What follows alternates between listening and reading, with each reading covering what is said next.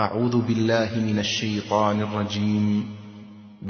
قل هذه سبيلي أدعو إلى الله على بصيرة أنا ومن اتبعني وسبحان الله وما أنا من المشركين.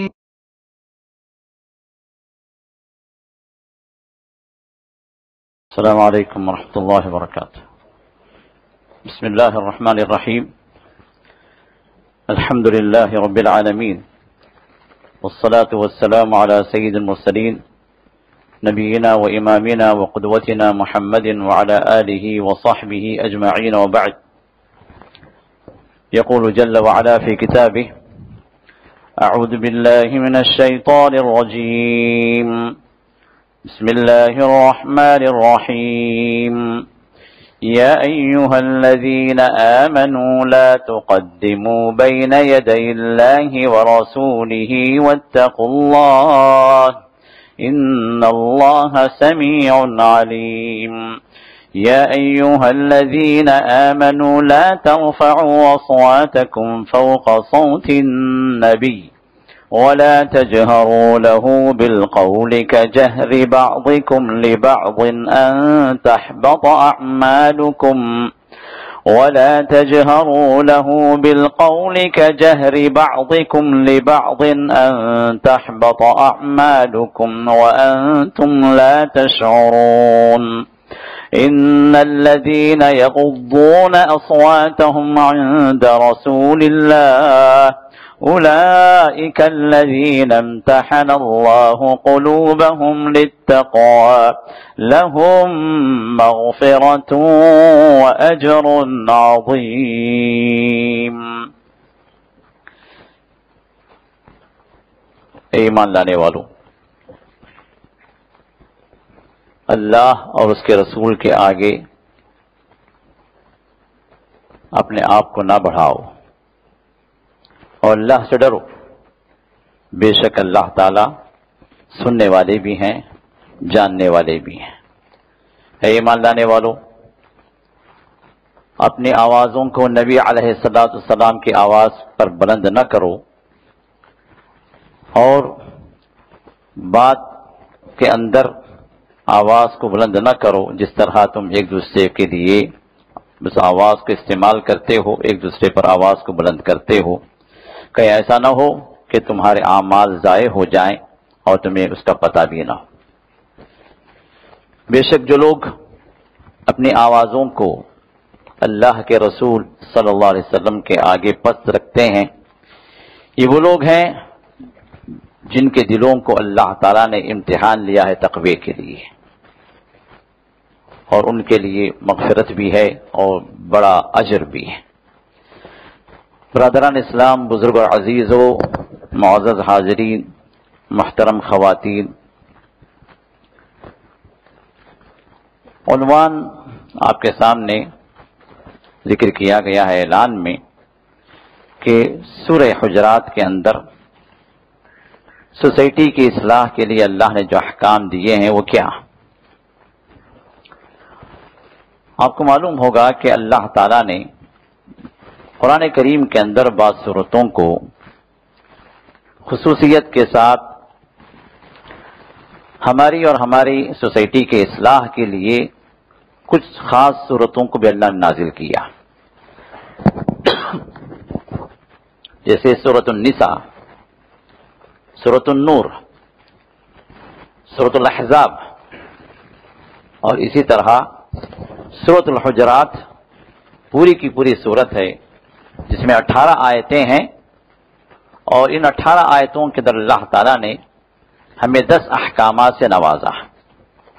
10 باتیں اللہ تعالیٰ نے ایسی بیان فرمائی ہیں کہ اگر ہم اپنے گھروں کے اندر ان کو امپلیمنٹ کریں اور ہر گھر کا فرد اس کا التزام کرے، چونکہ آپ کو معلوم ہے کہ فرد سے خاندان بنتا، خاندانوں سے سوسائٹی بنتی، سوسائٹی سے قوم بنتی.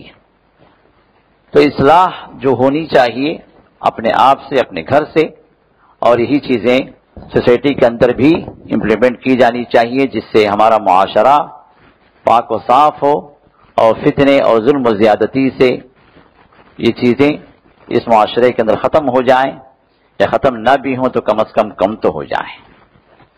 تو یہ جو باتیں اللہ نے ذکر فرمائی ہیں، ان میں سے کچھ باتوں کو ہم جانتے بھی ہیں، لیکن مسئلہ یہ ہے کہ ہم سنتے تو بہت ہیں، لیکن سن کے سن ہو جاتے ہیں، عمل کرنے کے لیے آگے نہیں بڑھتے۔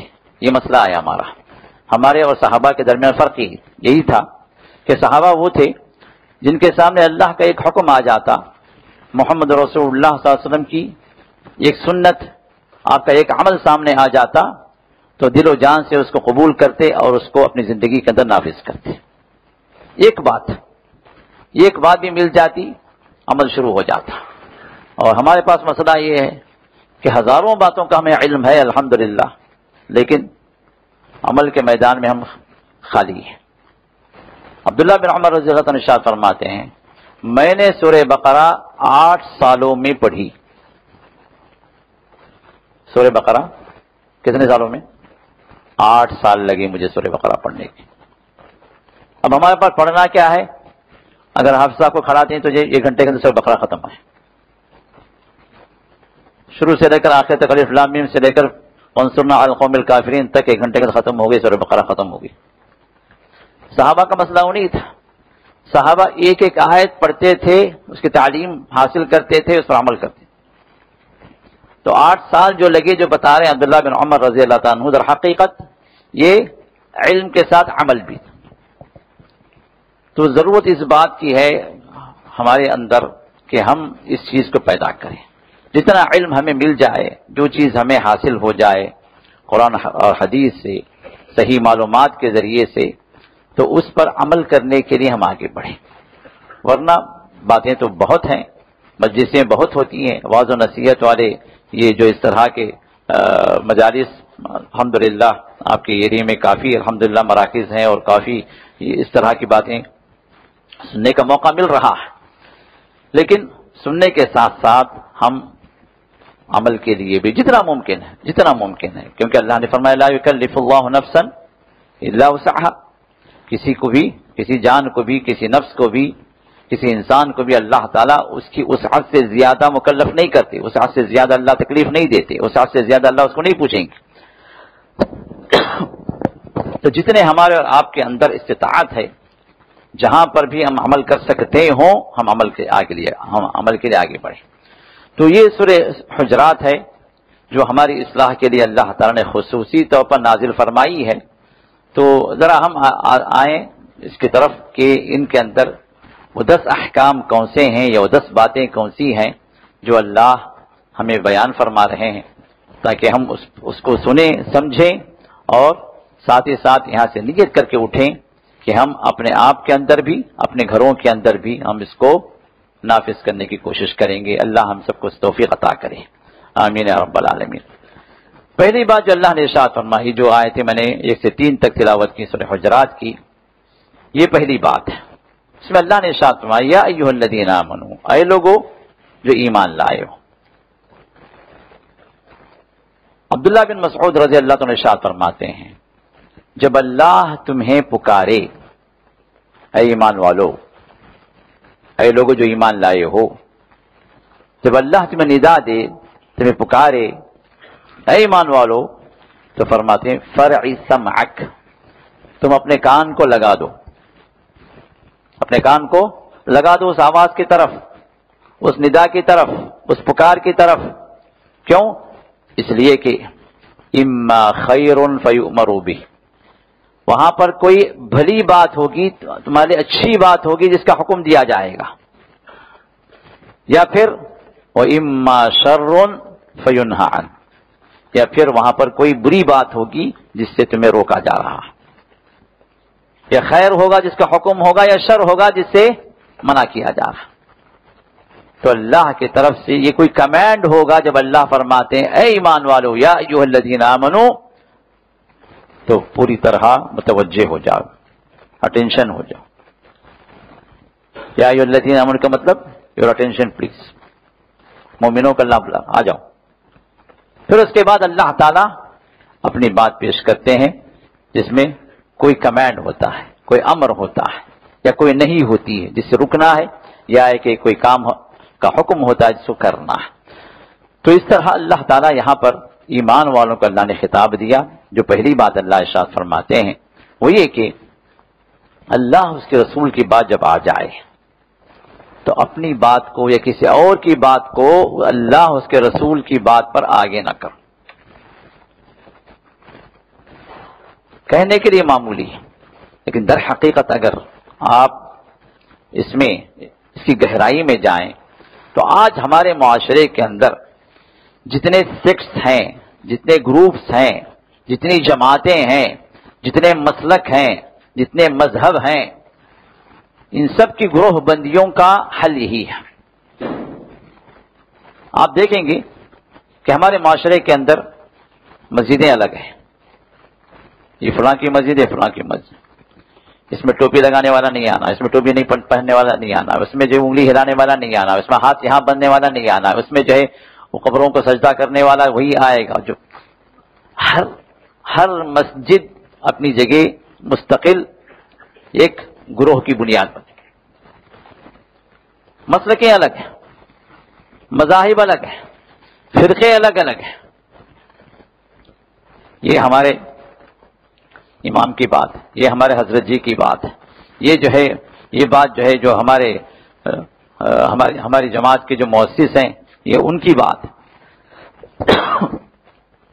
یہ جو باتیں جو لے کر جو چلے ہوئے ہیں اور امت کے اندر تفرقہ بازی اور گروہ بندیاں اتنی زیادہ ہو گئی ہیں، زیادہ تو زیادہ ہر گروہ دوسرے گروہ کی ٹانگ کھینچنے میں، اس کو کفر کے دلدل میں پھینکنے کے لیے کفر کے فتوے لگائے۔ آج وقت میرے دوستو، آج وقت اتنا خطرناک ہے، وقت اتنا خطرناک ہے کہ جن کے الگ الگ خدا ہیں، جن کے الگ الگ خدا ہیں، جن کے الگ الگ مندر ہیں، مسلمانوں کے خلاف سب مل گئے ہیں۔ اور مسلمانوں کا حال یہ ہے جس کا رسول ایک ہے، جس کا اللہ ایک ہے، جس کا دین ایک ہے، جس کی کتاب ایک ہے، جس کا منہج ایک ہے، یہ سب ایک دوسرے کو اسلام سے باہر نکال کر پھینکنے میں لگے ہوئے ہیں۔ کسی نے بہت اچھی بات کہی، آج حال یہ ہے کہ ایک مسلمان دوسرے مسلمان کو مسلمان نہیں سمجھ رہا۔ اگر مسلمان کو کوئی مسلمان اگر سمجھ رہا ہے تو وہ کون سمجھ رہا ہے؟ کافر سمجھ رہا ہے۔ کافر کہہ رہا ہے کہ مسلمان ہے، کاٹو مارو۔ مسلمان یہ کہہ رہا نہیں جی وہ مسلمان نہیں ہے، وہ ہمارے مسجد میں نہ آئے، وہ ہمارے امام کو نہیں مانتا، وہ ہماری جماعت سے خارج ہے۔ اس کا حل کیا ہے؟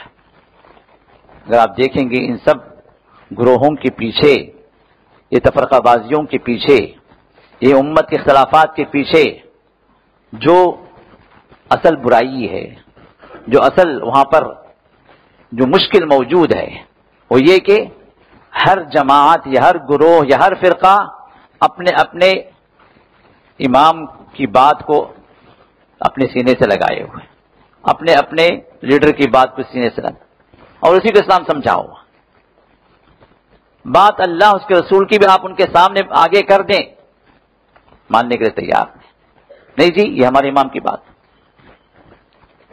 ہمارے علماء کو سب معلوم ہے، انہوں نے یہ فتویٰ دیا ہے بس، اور کچھ نہیں جاتا۔ تو مسئلہ کیا ہوا؟ مسئلہ یہ ہوا کہ اللہ کی کتاب کے ذریعے سے اللہ کا حکم سامنے آ جائے، محمد رسول اللہ صلی اللہ علیہ وسلم کی صحیح احادیث میں سے حدیث سامنے آ جائے، حدیث کا حکم سامنے آ جائے، ہمارے لوگ ماننے کے لیے تیار تھے۔ انہیں اپنی جماعت پیاری، اپنا مسلک پیارا، اپنا فرقہ پیارا، اور اپنے جو ہے اپنے امام کا قول یا کہ اپنے جو مؤسس کی بات یہ آگے ہے، اللہ اس کے رسول کی بات پیچھے۔ غور کر کے دیکھیے، جو لوگ کہتے ہیں امت کی وحدت، آپ جو مسلک آپ فالو کر رہے ہیں اس کے اندر آ جائیے. مثلا حنفی حضرات، حنفی جماعت وہ یہ کہتی ہے کہ بھئی اگر سب احناف ہو جائیں گے تو پھر امت کے اندر وحدت ہو جائے گی. سب احناف ہو سکتے ہیں؟ نہیں ہو سکتے، کیونکہ شوافی بھی ہیں، حنبلی بھی ہیں، مالکی بھی ہیں، دوسرے اور جماعتوں کی بھی ہیں. تو جتنی جو ہے یہ جماعتیں یا مسلکیں الگ الگ جو چل رہے ہیں، ان کی وحدت، ان کا اتفاق صرف ایک چیز پہ ہو سکتا ہے. کیونکہ حنفی شافعی کو نہیں مانتے، شافعی حنبلی کو نہیں مانتے، حنبلی مالکی کو نہیں مانتے، لیکن سب مل کر مانتے ہیں کس کو؟ اللہ اس کے رسول. مانتے نہیں مانتے؟ ہر ایک اللہ اس کے رسول مانتا ہے. تو اللہ ہی فرماتے ہیں یا ایھا الذین آمنوا لا تقدموا بین یدی اللہ ورسولہ، اللہ اس کے رسول کے آگے تم اپنے آپ کو نہ لے جاؤ. سب اپنی جگہ، حنفی، شافعی، مالکی، حنبلی، جو جتنی جماعتیں سب اپنی جگہ، جماعت اسلامی، تبلیغی جماعت، فلاں جماعت، فلاں سب اپنی جگہ. لیکن ان سب کا ملاپ، ان سب کی وحدت، ان سب کا اتفاق صرف اس بات پر ہو سکتا ہے تم اللہ اس کے رسول کی بات پر جم جاؤ، وہاں پر اختلاف نہ کرو. بات آ گئی اللہ کی، بات آ گئی اللہ کے رسول کی، اب وہاں پر تم یہ نہ کہو کہ نہیں ہمارے امام کی بات تھی.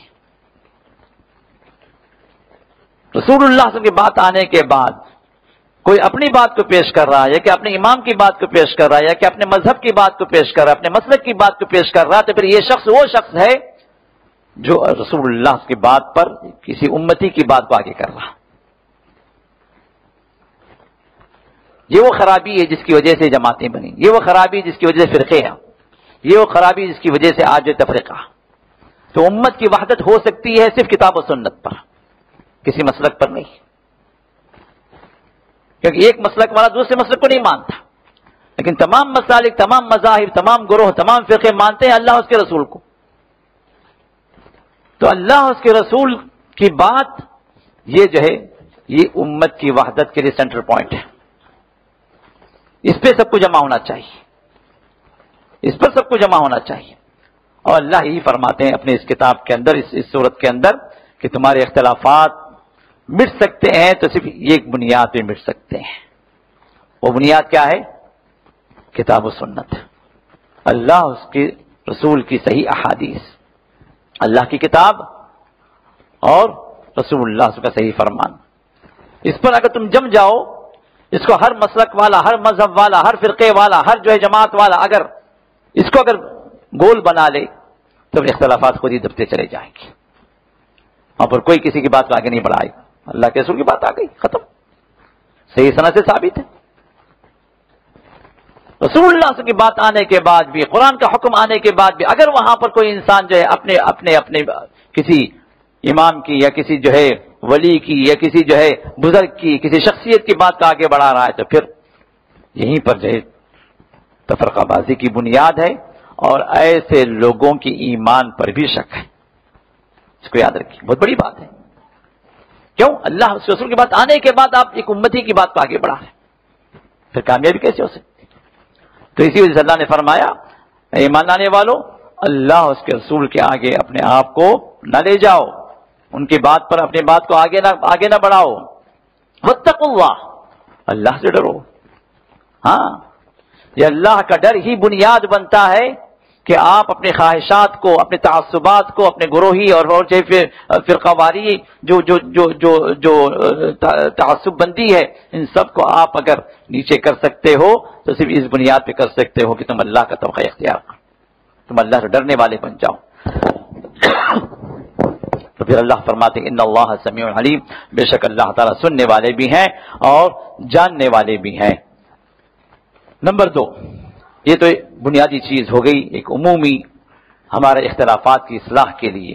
اور ضرورت اس بات کی ہے کہ ہر جماعت کے جو مؤسسین ہیں یا کہ جو علماء ہیں یا جو بزرگ شخصیات ہیں، ہر گروہ کے اندر، ہر جماعت کے اندر، ہر مسلک کے اندر، موجودہ دور کے اندر اللہ تعالیٰ کی اس بات پر وہ واپس آئیں، اپنی بات کو چھوڑ دیں جب اللہ اس کے رسول کی بات سامنے آ جائے. عام طور پر کہتے ہیں بھائی اہل حدیث حضرات وہ ہیں جو کسی مذہب کو نہیں مانتے، کسی جو ہے مسلک کو نہیں مانتے. غلط بات ہے، یہ غلط بات ہے. ہم یہ کہتے ہیں کہ جہاں اللہ اور رسول کی بات آ جائے وہاں کسی امتی کی بات نہیں چلے گی. بات صحیح ہے غلط ہے؟ اللہ اس کے رسول کی بات آ گئی، اب رسول کی بات کے برابر کسی کی بات ہو سکتی ہے؟ نہیں ہو سکتی، کیونکہ جو بھی ہیں وہ آپ کے تابع ہیں. ابو بکر صدیق رضی اللہ تعالیٰ عنہ اس امت کے سب سے افضل ترین انسان، نبی کے بعد اگر درجہ ہے تو کس کا درجہ ہے؟ ابو بکر صدیق رضی اللہ عنہ کا، جو خلیفہ اول ہیں، جو یار غار ہے، جن کی تعریفات میں اللہ تعالیٰ نے آیتیں نازل فرمائی. ایسی شخصیت بھی ان کی بات بھی نہیں چلے گی اگر وہاں پر اللہ کے رسول کی بات وہاں پر موجود ہو. بات کے علماء تو امتی ہیں. یہ قول اللہ کے رسول کا آ گیا، دوسرا قول ایک صحابی کا قول آیا ہے جو اس کے مخالف ہے، تو بات کس کی لیں گے؟ رسول کی بات کو لیں گے، کیونکہ صحابی امتی، غلطی کا امکان ان سے ہو سکتا ہے لیکن رسول محفوظ ہے، معصوم ہے، اللہ نے اپنی عصمت میں رکھا ہے، اپنی حفاظت میں رکھا ہے، غلطی نہیں ہو سکتی ان سے، اللہ بچاتا ہے رسول کو. تو رسول کی بات کے برابر کسی امتی کی بات نہیں ہو سکتی، چاہے وہ مرتبے میں کتنا ہی بڑا کیوں نہ ہو. یہ اصول ہے، اس کو رکھ لیجئے. اسی اصول کے مطابق آپ چلنے کی کوشش کیجیے. کوئی بھی بات آتی ہے، یہ کہتے ہیں بھائی یہ حکم ہے، اور آپ کے سامنے رسول اللہ کی حدیث آ گئی جو اس کے مخالف ہے. اب یہاں پر یہ نہ دیکھیے کہ بھائی فلاں شخصیت نے کہا، فلاں امام نے کہا، فلاں صحابی نے کہا، کیونکہ یہ سب کس میں ہیں؟ سب امتی میں ہیں. امتی کی بات کے خلاف کس کی بات ہے؟ رسول کی بات ہے. تو بات آپ کو اگر ہدایت لینی ہے تو کس کی بات آپ لیں گے؟ بولیے، رسول کی بات کو، کیونکہ اللہ تعالیٰ نے ہدایت ان سے منسلک کی. اللہ نے فرمایا وَإِن تُطِيعُوهُ تَهْتَدُوا، اگر اس رسول کی تم اطاعت کرو گے تو پھر ہدایت پاؤ گے. رسول کی بات مانو گے تو تمہیں ہدایت ملے گی، رسول کی بات نہیں مانو گے تو ہدایت سے ہٹ جاؤ گے. ہدایت سے ہٹو گے تو پھر کیا چیز ملے گی؟ گمراہی ملے گی. تو ہم یہی کہتے ہیں، ہم کسی جماعت کے کسی گروہ کے مخالف نہیں ہیں، کسی مسلک کے مخالف نہیں ہیں. ہم جو بات کہتے ہیں لوگ اس بات کو سمجھنا نہیں چاہتے. تعصب کا برا ہو، تعصب کی پٹی جو آنکھوں پر جب بند جاتی ہے تو کوئی چیز نظر نہیں آتی سوائے اسی چیز. اب ہم جب کہتے ہیں بھائی اللہ اور رسول کی طرف آؤ تو جواب میں کہتے ہیں نہیں جی، یہ جو ہے ہمارے مسلک سے نکل جانے کے لیے کہہ رہا ہے، یہ حنفیت کے خلاف ہے، یہ شافعیت کے خلاف ہے، یہ ہمارے امام کے خلاف ہے. ہم کسی کے خلاف نہیں میرے دوست. ہم ہر امام کو آپ تو صرف اگر حنفی ہیں تو صرف یہ سمجھتے ہیں کہ بھائی حنفی امام آپ کے ہیں، امام شافعی کو نہیں مانتے، امام مالک کو نہیں مانتے، امام احمد بن حنبل کو نہیں مانتے، امام ظفر کو نہیں، جتنے ائمہ نہیں مانتے، صرف ایک امام کو مانتے. لیکن جو قرآن و حدیث پہ چلنے والا ہے، جو اللہ کے رسول کی بات کو سب سے آگے کرنے والا ہے، وہ ہر امام کو مانتا ہے. ہر امام کو مانتا ہے جب تک کہ وہ امام اللہ اس کے رسول کی موافقت میں اپنی بات کہے. ہر امام ہمارا امام ہے جب تک اس کی بات اللہ کی کتاب کے موافق ہو، رسول اللہ کے احادیث کے موافق ہو. اگر مخالف ہے تو امام کیا صحابی کا بھی قول اگر ہمیں ملے حدیث کے خلاف تو ہم کہیں گے نہیں، اللہ کے رسول کی بات سب سے آگے، صحابی کی بات نہیں لی جائے گی اگرچہ کہ صحابی. اور صحابہ کے بعد کے جو امتی حضرات ہیں ان صحابہ کے پیر کی دھول کے برابر بھی نہیں، کیونکہ صحابہ کی مغفرت کا اللہ نے اعلان کر دیا، رضی اللہ عنہم ورضوا عنہ، اللہ ان سے راضی ہوا اور وہ اللہ سے راضی ہو گئے، سرٹیفائیڈ ہیں، جنتی ہیں. ان کے مقابلے میں کوئی امتی سرٹیفائیڈ نہیں ہے جو صحابہ کے بعد کا. تو صحابہ کے درجے پر کوئی امتی نہیں پہنچ سکتا. تو صحابی کا قول بھی اگر نبی کے قول کے خلاف ہمیں ملتا ہے تو کس کی بات لی جائے گی؟ رسول کی بات کو لی جائے گی. یہی ہدایت کا منہج ہے, یہی ہدایت کا طریقہ ہے, یہی ہدایت کا راستہ اللہ نے بتلایا. وَإِن تُطِيعُوهُ تَهْتَدُوا, اگر اس نبی کی بات کی تم پیروی کرو گے, اس نبی کی بات کو مانو گے تو ہدایت پاؤ گے. نہیں مانو گے, اس نبی کی بات کو چھوڑ کر پوری دنیا کے لوگوں کی بات کو تم لوگے, ہدایت سے تم پیدل ہو جاؤ, ہدایت نہیں ملے گی. تو میرے دوست, آج ہماری امت کا اختلاف, اس کا حل یہی ہے جو اللہ پیش فرماتے ہیں سورہ حجرات کی پہلی آیت میں, جس میں ہمیں غور کرنا چاہیے. اور جتنے مذاہب کے اور مسلکوں کے, فرقوں کے, جماعتوں کے جو مؤسسین ہیں, جو سردار ہیں, جو بزرگ ہیں, جو شخصیات ہیں, ان پر ضروری ہے کہ اس آیت پر غور کریں اور اپنے چیزوں کو چھوڑیں اگر وہ اللہ اور اس کے رسول کی بات کے خلاف. یہیں سے اختلافات ختم تو نہیں ہو سکتے لیکن کم تو ہو سکتے ہیں. اختلاف امت میں باقی رہے گا. جو لوگ کہتے ہیں اختلاف ختم ہونا چاہیے, نہیں ہوگا, نہیں ہوگا. وجہ کہ اللہ نے فرمایا وَلَا يَزَالُونَ مُخْتَلِفِينَ إِلَّا مَن رَحِمَ رَبُّكَ, یہ اختلاف کرتے رہیں گے. کون؟ اہل زمین. اختلاف موجود رہے گا, اختلاف نہیں مٹے گا. إِلَّا مَن رَحِمَ رَبُّكَ, سوائے جس پر تمہارا رب رحم کر دے. اگر آپ یہ چاہتے ہیں کہ آپ ان رحم کیے جانے والے بندوں میں اپنے آپ کو شامل کرنا ہے تو پھر آپ اس اختلاف سے باہر ہو جائیے. اختلاف سے باہر ہونے کا طریقہ کیا ہے؟ اللہ اس کے رسول کی بات آگے آ گئی آپ کے, چاہے پوری دنیا نہ مانے لیکن آپ مانیے, کیونکہ ہدایت آپ کے سامنے ہے. تو لہذا میرے دوستو, ایک وقت کا ایک اہم ترین مسئلہ ہے جس کا حل اللہ تعالیٰ اس آیت میں ہمیں پیش کر رہے ہیں. اور دوسری بات, امت کے اندر جو جھگڑے جو بنیاد بنتے ہیں, کسی نہ کسی کی بات کو لے کر لوگ اختلاف کر بیٹھتے ہیں, لوگ جھگڑا کر لیتے ہیں. دو پکے دوست ہوتے ہیں, تیسرا کوئی آ کے جو ہے کسی دوست کے خلاف کہہ دیتا ہے, دو دوست آپس میں اس تیسرے آدمی کی بات کو لے کر جھگڑ لیتے ہیں. تو اللہ نے فرمایا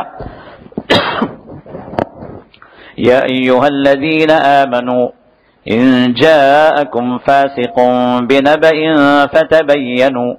فتبینوا ان تصیبوا قوما بجہالہ فتصبحوا علی ما فعلتم نادمین. اے ایمان لانے والوں, یہاں بھی اللہ تعالیٰ ایمان والوں پکار رہا ہے. تو کیا کرنا ہے ہمیں؟ اپنے کانوں کو لگا دیں. کیا فرمان اللہ تعالیٰ؟ ان جاءکم فاسق بنبأ, اگر کوئی فاسق آدمی, یہاں پر فاسق سے مراد وہ آدمی جو کوئی اختلاف پیدا کرنا چاہ رہا, جو حق بیانی نہیں کر رہا, غلط بیانی کر رہا, ایسا کوئی آدمی کوئی خبر لا رہا ہے, کوئی آپ کو میسج دے رہا ہے, تو اللہ فرماتے فتبینوا, چھان بین کرو, تحقیق کرو اس معاملے کی.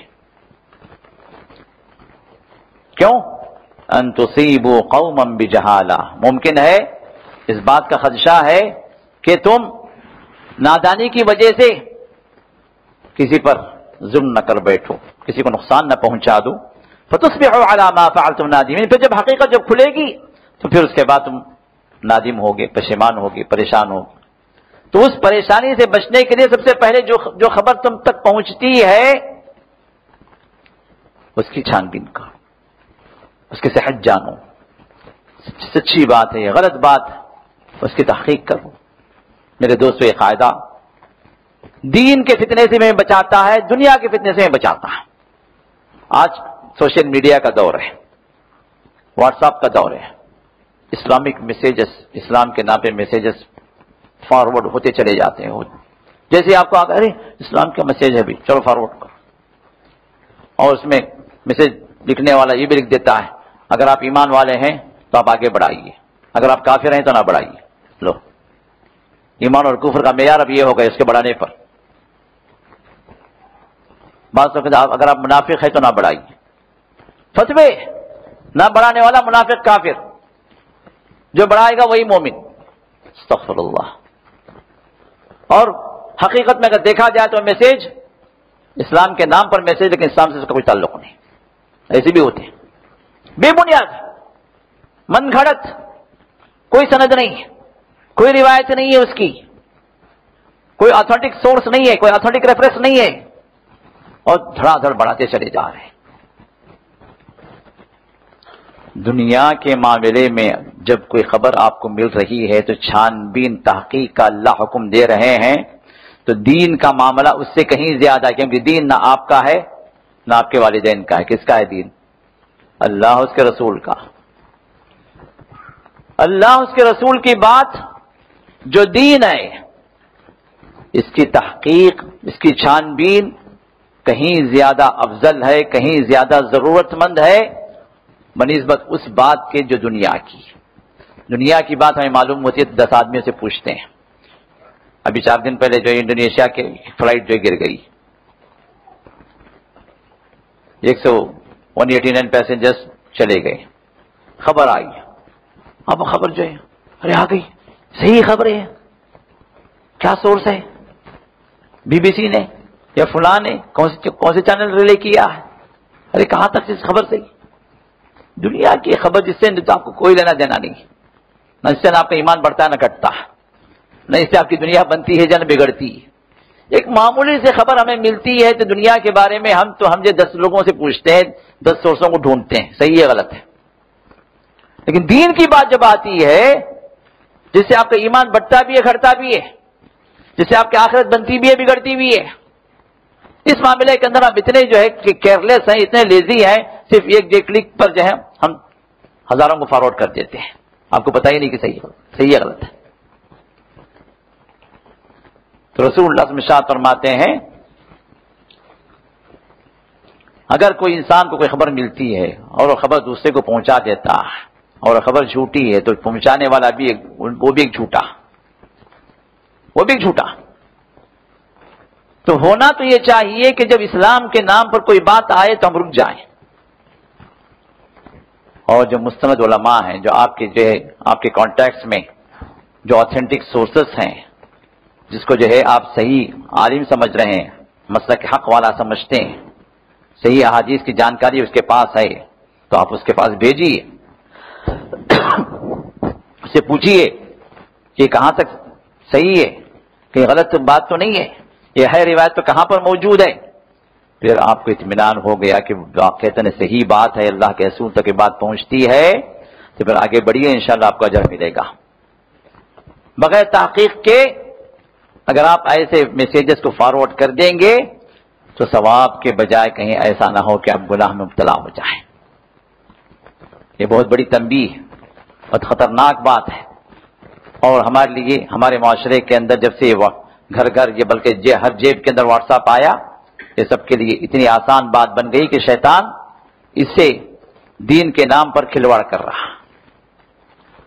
بہت ساری چیزیں دین کے نام پر لوگ فارورڈ کر دے رہے ہیں جس کا دین سے دور کا بھی تعلق نہیں، تو لہذا یہ ایک بات ہے کہ اللہ تعالیٰ نے چھان بین کرنے کا حکم دیا۔ اسی طرح آپسی معاملات کے اندر جب دوستی کا مسئلہ ہو، رشتہ داری کا مسئلہ ہو، میاں بیوی کا مسئلہ ہو، کئی ایسے ہوتے ہیں جو فسادی لوگ ہوتے ہیں، 2 دوست ملے ہوئے ہیں تو تیسرے کو اچھا نہیں لگتا کہ بھئی یہ 2 کیوں ملے ہوئے، ارے اتنی اچھی دوستی ہے ان کی۔ رشتہ دار آپس میں مل کر بیٹھ رہے ہیں تو جو ہے وہاں پر کوئی ایسا بھی ہوتا ہے جس کے دل کے اندر حسد کی آگ بھڑکتی ہے، ارے آج ہر گھر کے اندر پھوٹ ہے، یہ جو خاندان کیسے ملا ہوا ہے، کیسے لوگ جو ایک دوسرے سے جیتے اتحاد و اتفاق کے ساتھ، اچھا نہیں دکھتا۔ اور اسی طرح میاں بیوی اگر محبت سے اگر ہوں تو وہاں پر بھی کئی ایسے حاسدین ہوتے ہیں جن کا حسد ان کے دلوں کے اندر چھپا رہتا ہے کہ بھئی یہ خوش کیوں، کیونکہ حسد کیا ہے؟ یہ وہ گناہ ہے جو سب سے پہلے سرزد ہوا شیطان سے، بلکہ اس کائنات کا سب سے پہلا گناہ ہے، اس کائنات کا سب سے پہلا گناہ کس نے کیا؟ شیطان نے کیا۔ کس کے خلاف حسد کیا؟ آدم علیہ السلام کے خلاف۔ آدم علیہ السلام کو اللہ تعالیٰ نے جو جب حکم دیا شیطان کو کہ آدم علیہ السلام کو سجدہ کرو، تو اسی حسد کی وجہ سے شیطان سجدہ نہیں کیا. بولا خلقتنی من نار وخلقتہ من طین. اللہ مجھے آگ سے پیدا کیا، اس کو تم مٹی سے پیدا کیا. حسد تھا وہاں پر. کیوں؟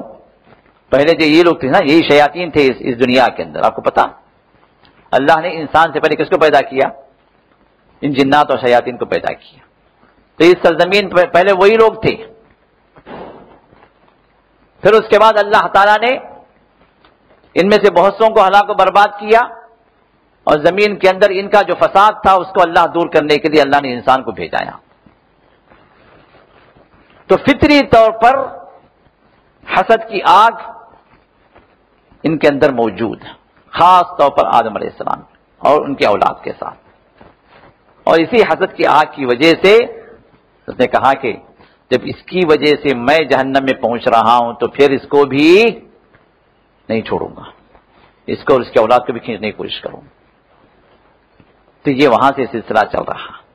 تو یہ حسد کی آگ، کوئی انسان جب حسد کرتا ہے تو اب یہاں پر جو شیطان جو اس کا دوست رہتا ہے اسی کو تو ہم دوست بنا رکھے نا، بڑی دوستی چلتی ہے اس کے ساتھ ہماری. تو جب انسان حسد کرتا ہے کسی کے ساتھ میں، تو اور عام طور پر حسد کرنے والے باہر کے لوگ نہیں ہوتے ہیں، یہ اپنے ہوتے ہیں، قریب والے ہوتے ہیں، رشتوں میں ہوتے ہیں. ان کو اچھا نہیں لگتا کہ بھائی آپ کے ساتھ یہ نعمت، آپ اس طرح رہیں، میاں بیوی اس طرح خوش رہیں. کئی لوگ ہوتے ہیں. اب یہ لوگ جب ان کے دل کے اندر حسد کی آگ پیدا ہوتی ہے تو سب سے پہلا یہ جرم کرنے والا یہ دشمن کون؟ شیطان. اب یہ جو والنٹریلی اپنی سروسز کو پیش کرتا، یہ تو میرا کام ہے، میں نے کیا یہ کام. تو حسد کی آگ بھڑکتی ہے کس کے ذریعے سے؟ اس شیطان کے ذریعے سے. تو حسد اس وقت تک حسد رہتا ہے عام الفاظ میں، عام معنوں میں، جب تک انسان کے اپنے اندر ایک چنگاری کے طور پر موجود رہتی. لیکن بھڑکانے کے لیے وہاں پر جب شیطان پہنچتا ہے تو پھر یہ آگ بھڑک اٹھتی ہے. تو میرے دوستو، یہ جو حسد والے معاملات ہیں، چاہے خاندان کے اندر ہو، دوستوں کے اندر ہو، رشتہ داروں کے اندر ہو، میاں بیوی کے اندر ہو، اب اس کے لیے شیطان جو ہے کیا کرتا ہے، کسی کو اپنا میسنجر بناتا ہے. اب دو دوستوں کی دوستی کو توڑنا، خاندان کے اندر دشمنی پیدا کرنا، میاں بیوی کے درمیان تفرقہ ڈالنا. اب اس کے لیے خاندان ہی میں سے، یا جاننے والوں ہی میں سے، یا آنے جانے والوں ہی میں سے کسی کو وہاں پر میسنجر بنا کے اس کے خلاف بھڑکانا، اس کے خلاف برائی بولنا. ارے بھائی آپ اتنے اچھے دوست ہیں ان کے، لیکن پتا ہے پرسوں جب تھے وہاں پر ہمارے ساتھ میں تو وہ آپ کے خلاف ایسے سے بول رہے تھے. بھائی مقصود دوستی ختم ہو جائے. بھائی بھائی کے خلاف، ارے بھائی آپ تو ان کے لیے اتنا کر رہے ہیں، لیکن وہ دیکھو آپ کے پیچھے کیا کیا بول رہے ہیں، آپ کے پیچھے کیسی باتیں کر رہے ہیں آپ کے خلاف. مقصود توڑ دیں. اور یہ چیز عورتوں کے ذریعے سے میاں بیوی کے درمیان میں کٹاؤ کا ایک اہم راستہ. میاں بیوی ماشاءاللہ اپنی لائف گزار رہے ہیں سکون کے ساتھ. کوئی ایک عورت آتی ہے، خاندان کی کوئی عورت شوہر کے خلاف بھڑکاتی ہے، یا ہے کہ شوہر کے رشتہ دار اس کی بیوی کے خلاف بھڑکاتے ہیں. اب ان میں جو اہم بات ہے وہ یہ کہ جو بات بھی آپ کو پہنچ رہی ہے آپ وہاں پر تحقیق کریں. تھرڈ پارٹی کی بات کو سامنے رکھ کر آپ اپنے دل و دماغ کے اندر شکوک و شبہات کو نہ پالیں. ایسی باتوں کو ذہن میں نہ لائیں جس سے جو ہے معاملہ بگڑ جائے. ٹھیک ہے، آپ کے دوست کے بارے میں آپ کو بات معلوم ہے. دوست کہاں ہے بھائی؟ کہیں دور ہے. روزانہ ملنا جلنا، اٹھنا بیٹھنا. تیسرے آدمی کی بات کو دل میں رکھتے ہوئے اس کے خلاف نفرت کی چنگاری جو بڑھ رہی ہے آپ کی، اس کا حل کیا ہے؟ اس دوست سے آپ پوچھ لیں، اس بھائی سے آپ پوچھ لیں کہ بھائی یہ چیز مجھے معلوم ہوئی یا فلاں نے کہی، اگر آپ نہیں کرنا چاہتے نام کوئی مسئلہ نہیں ہے، لیکن تحقیق کر لیں بھائی یہ بات معلوم ہے، کیا بات صحیح ہے، اس طرح کی بات ہے کیا، اس طرح آپ نے کہا، بات صاف ہو جاتی۔ کئی جھگڑے جسے خاندان تباہ ہوئے، خاص طور پر میاں بیوی کے درمیان میں طلاق یا خلا کا مسئلہ تک آیا، ان میں اگر دیکھا جائے، اگر ڈیپتھ کے اندر کی بات کہاں سے شروع ہوئی تو وہاں پر ایک بے بنیاد الزام رہا، یا بیوی کے خلاف یا شوہر کے خلاف۔ میاں بیوی وہیں پر رہنے والے ہیں، دن اور رات گزارنے والے ہیں، لیکن کبھی بیوی کو توفیق نہیں ہوئی کہ شوہر سے پوچھ لے کہ بھائی یہ بات تمہارے بارے میں معلوم ہوئی، کبھی شوہر کو توفیق نہیں ہوئی کہ جو بیوی سے پوچھ لے کہ بیگم تمہارے بارے میں یہ بات معلوم ہوئی، نہیں، شیطان آگے بنے نہیں دیتا، اور یہی چیز بنیاد بنتی ہے کٹاؤ کی۔ تو اسی وجہ سے اللہ نے فرمایا کہ جب ایک جو ہے ایک غلط بات کہنے والا اگر غلط بات کہہ دے تو پھر وہ بات صحیح ہے یا غلط ہے، یہ ذمہ داری ہے تمہاری کہ تم چھان بین کرو، کہ ایسا نہ ہو کہ بغیر چھان بین کے تم فیصلہ لے لو کہ یہ جگہ طلاق ہو جاتی ہے، بعد میں معلوم ہوتا نہیں بھائی حقیقت نہیں تھی، یہ فلاں لوگوں کی سازش تھی، یہ سسرال والوں کی سازش تھی، یہ میکے والوں کی سازش تھی، یہ فلاں بات پچھتا کی کوئی فائدہ نہیں۔ اللہ فرماتے ہیں فَتُصْبِحُوا عَلَىٰ مَا فَعَلْتُمْ نَادِمِينَ، پھر بعد میں تم پچھتاؤ گے کہ تم نے ایسا کر دیا۔ تو اس سے بہتر یہ ہے کہ تم اس بات کی حقیقت کو جاننے کی کوشش کرو کہ یہ بات صحیح ہے یا غلط ہے، جس سے جو ہے یہ بات کھل کر تمہارے سامنے آ جائے گی کہ جس کے بعد تم جو ہے صحیح فیصلہ لے سکو۔ نمبر 3، تیسری بات اللہ نے فرمائی انما المؤمنون اخوہ، مومن کیا ہیں؟ آپس میں بھائی ہے، بھائی بہن کا رشتہ ہے اسلامی اعتبار سے، ہر مومن دوسرے مومن کا بھائی ہے، ہر مومنہ دوسرے مومنہ کی بہن۔ تو اگر ان کے درمیان میں کوئی جھگڑا ہو جائے تو آپ کا کام کیا ہے؟ جھگڑے کو اور بڑھاؤ نہیں، یہ منافقین کا کام ہے۔ مومن کا کام کیا ہے؟ جب کسی مومن اور دوسرے مومن کے درمیان میں کوئی مسئلہ پیدا ہو جاتا ہے تو وہاں پر کیا کرے؟ فَأَصْلِحُوا بَيْنَ أَخَوَيْكُمْ، اپنے بھائیوں کے درمیان میں اصلاح کرو، اپنے بھائیوں کے درمیان میں جو تنازع ہوا، جس بات پر جھگڑا ہوا، ان کو لاؤ، بٹھاؤ، مسئلے کو حل کرنے کی کوشش کرو۔ یہاں تک کہ میاں بیوی کے درمیان میں جھگڑا ہو جائے تو اللہ کیا فرماتے ہیں؟ بات طلاق تک پہنچ رہی، خلا تک پہنچ رہی تو اللہ کیا فرماتے ہیں؟ فَإِنْ خِفْتُمْ شِقَاقَ بَيْنِهِمَا فَابْعَثُوا حَكَمًا مِّنْ أَهْلِهِ وَحَكَمًا مِّنْ أَهْلِهَا إِنْ يُرِيدَا إِصْلَاحًا يُوَفِّقِ اللَّهُ بَيْنَهُمَا۔ میاں بیوی ابھی اس مرحلے پر آ گئے کہ دونوں کٹ جانا ہے، یا شوہر طلاق دینے کی تیار ہے یا بیوی خلا لینے کی تیار ہے، ایسے موقع پر بھی اللہ کیا فرماتے ہیں؟ دونوں ایک دوسرے کی صورت دیکھنے تیار نہیں تو اللہ کیا فرماتے ہیں؟ مرد کی طرف سے، مرد کے گھر والوں کی طرف سے ایک آدمی اس آگے بڑھے، بیوی کے گھر والوں کی طرف سے ایک آدمی آگے بڑھے، اور دونوں بیٹھ کر وہاں پر مسئلے کی، جھگڑے کی بنیاد کیا ہے یہ دیکھیں، کیا مشاکل ہیں، تو ان مشاکل کو حل کرنے کی کوشش کرے۔ اگر ان کی نیت اصلاح کی ہے، اگر وہ چاہتے ہیں کہ دونوں کے اندر ملاپ ہو جائے، دونوں کے اندر پھر سے جوڑ ہو جائے، تو پھر اللہ فرماتے ہیں یوفق اللہ بینہما، ان دونوں کے درمیان اللہ تعالی توفیق بھی دیں گے۔ نیت پر، نیت اصلاح کی، نیت اصلاح کی ہے۔ کاٹنا کٹانا بڑا آسان ہے میرے دوست، جوڑنا جوڑانا بہت مشکل والی بات ہے۔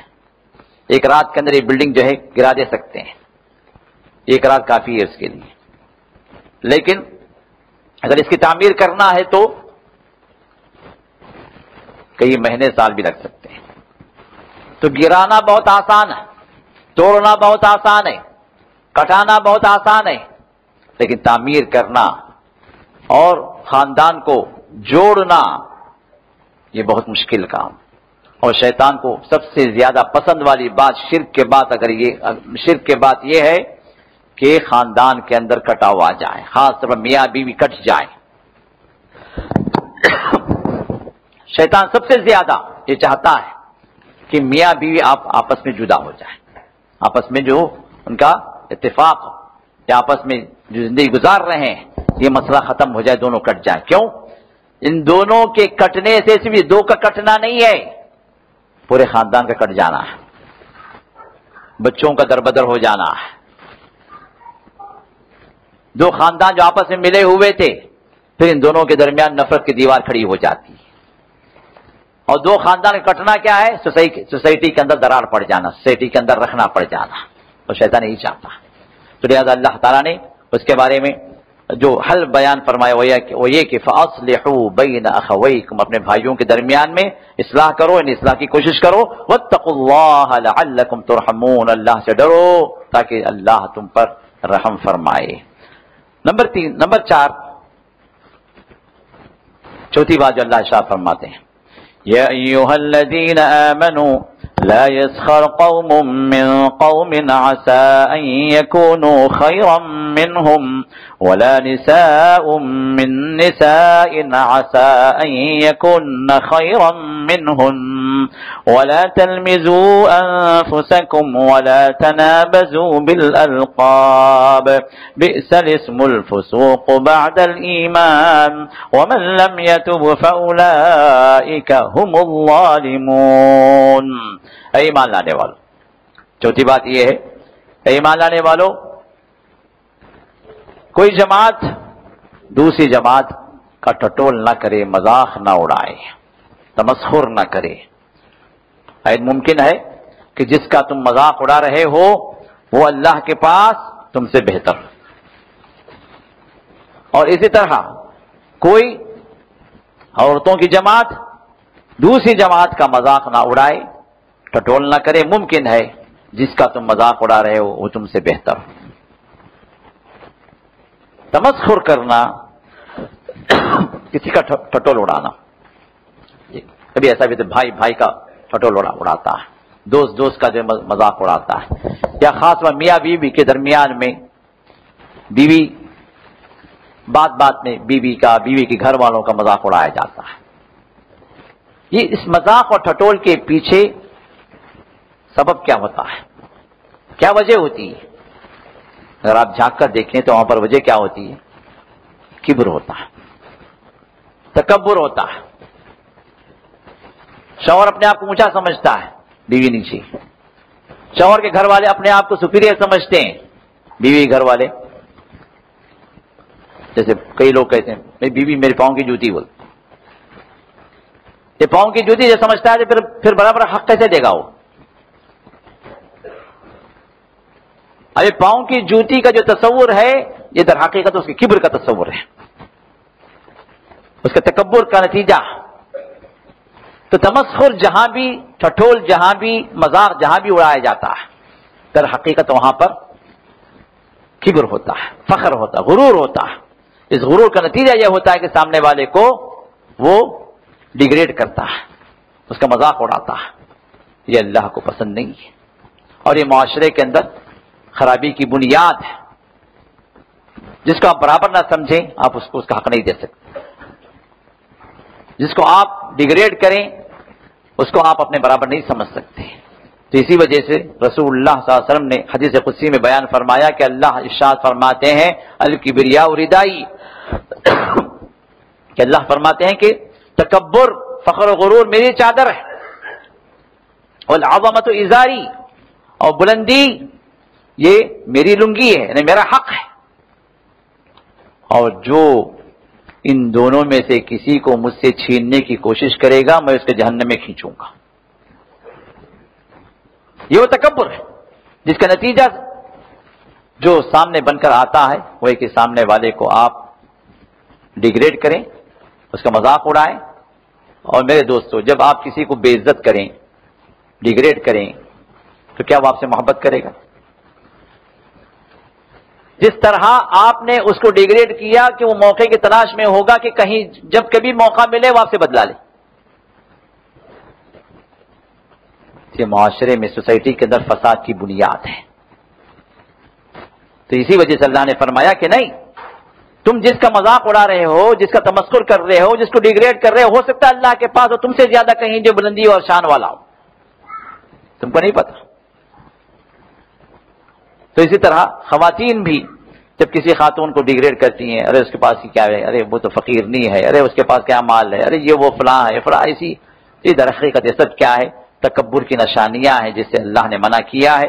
اور نمبر 5 وہ یہ کہ ولا تلمزوا انفسکم، جو اللہ تعالیٰ نے حکم دیا ہے وہ یہ کہ آپس میں عیب نہ لگاؤ، عیب نہ لگاؤ، ایک دوسرے کے عیب کو ظاہر نہ کرو.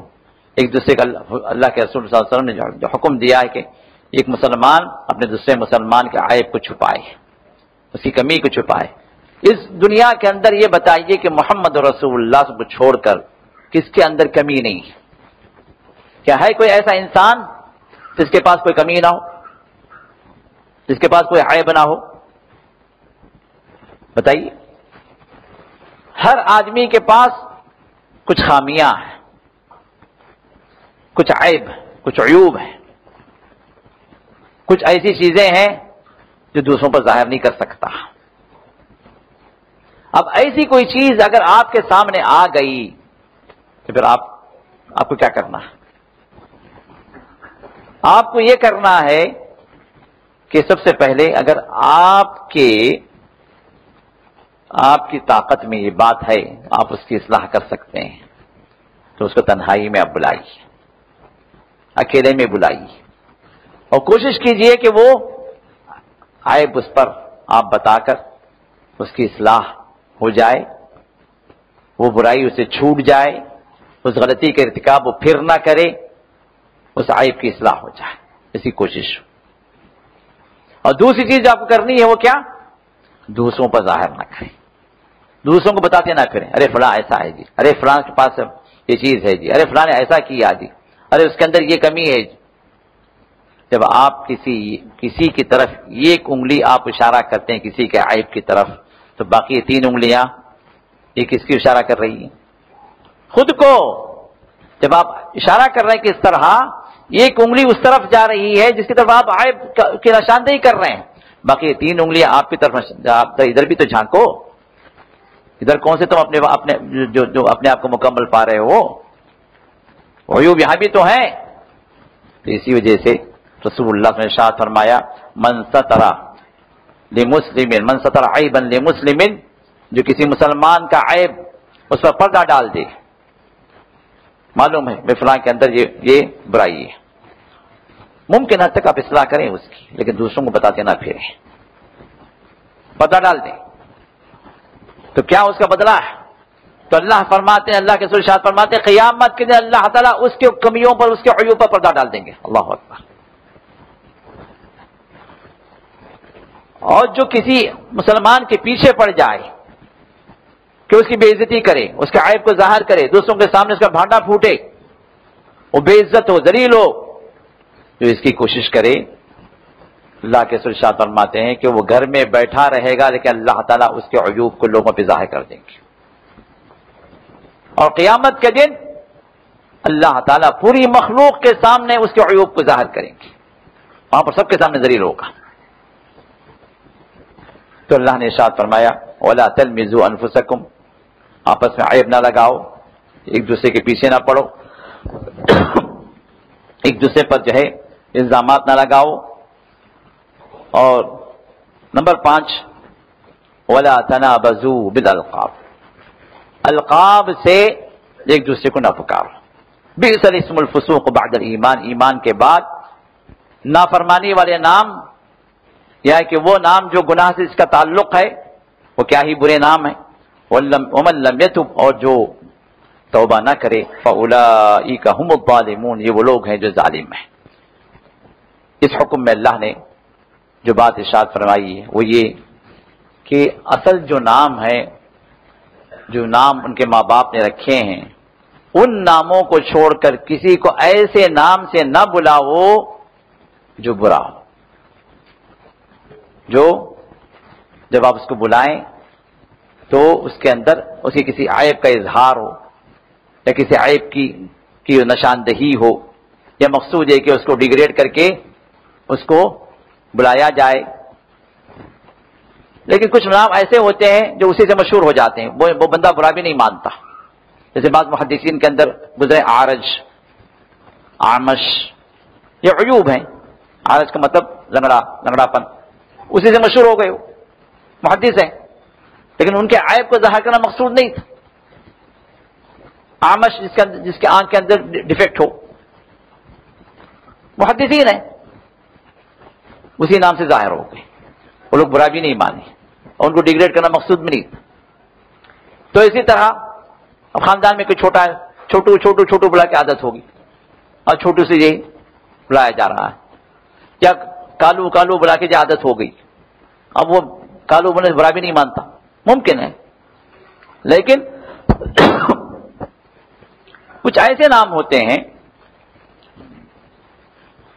جو اس لقب سے، ان ناموں کو چھوڑ کر اس لقب سے ان کو بلایا جاتا ہے، اور مقصود کیا ہوتا ہے؟ ان کو تنگ کیا جائے، یا کہ جو ان کے کردار پر اٹیک کیا جائے، یا کہ ان کو ڈیگریڈ کیا جائے.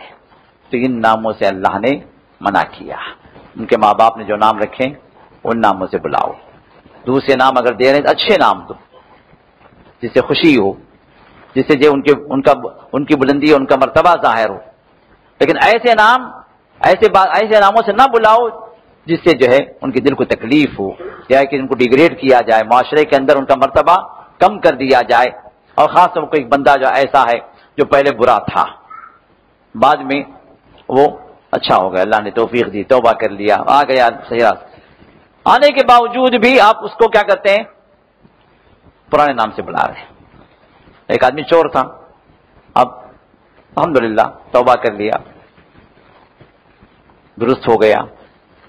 اب کوئی بات پوچھ لیا، ارے چور، معلوم رہے تو کتنا چراتا تھا، ارے تو فلاں.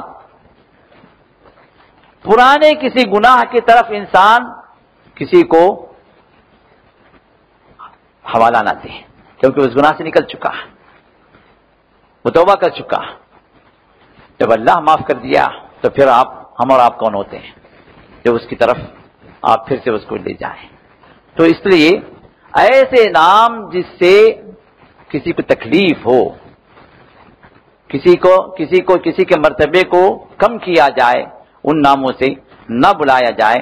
خاص طور پر جب میاں بیوی کے اندر ایسے مسئلے پیدا ہوتے ہیں، خاص طور پر شوہر صاحب کی بیوی کو یا بیوی کے گھر والوں کو ایسے القاب سے جو نوازتے ہیں کہ علامہ الحافظ.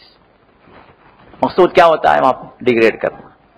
اور یہی جھگڑوں کی بنیاد بنتی ہے، میاں بیوی کے اختلافات کو اور ہوا دیتی ہے ایسی چیز. تو اللہ تعالیٰ نے اسے منع کیا ہے.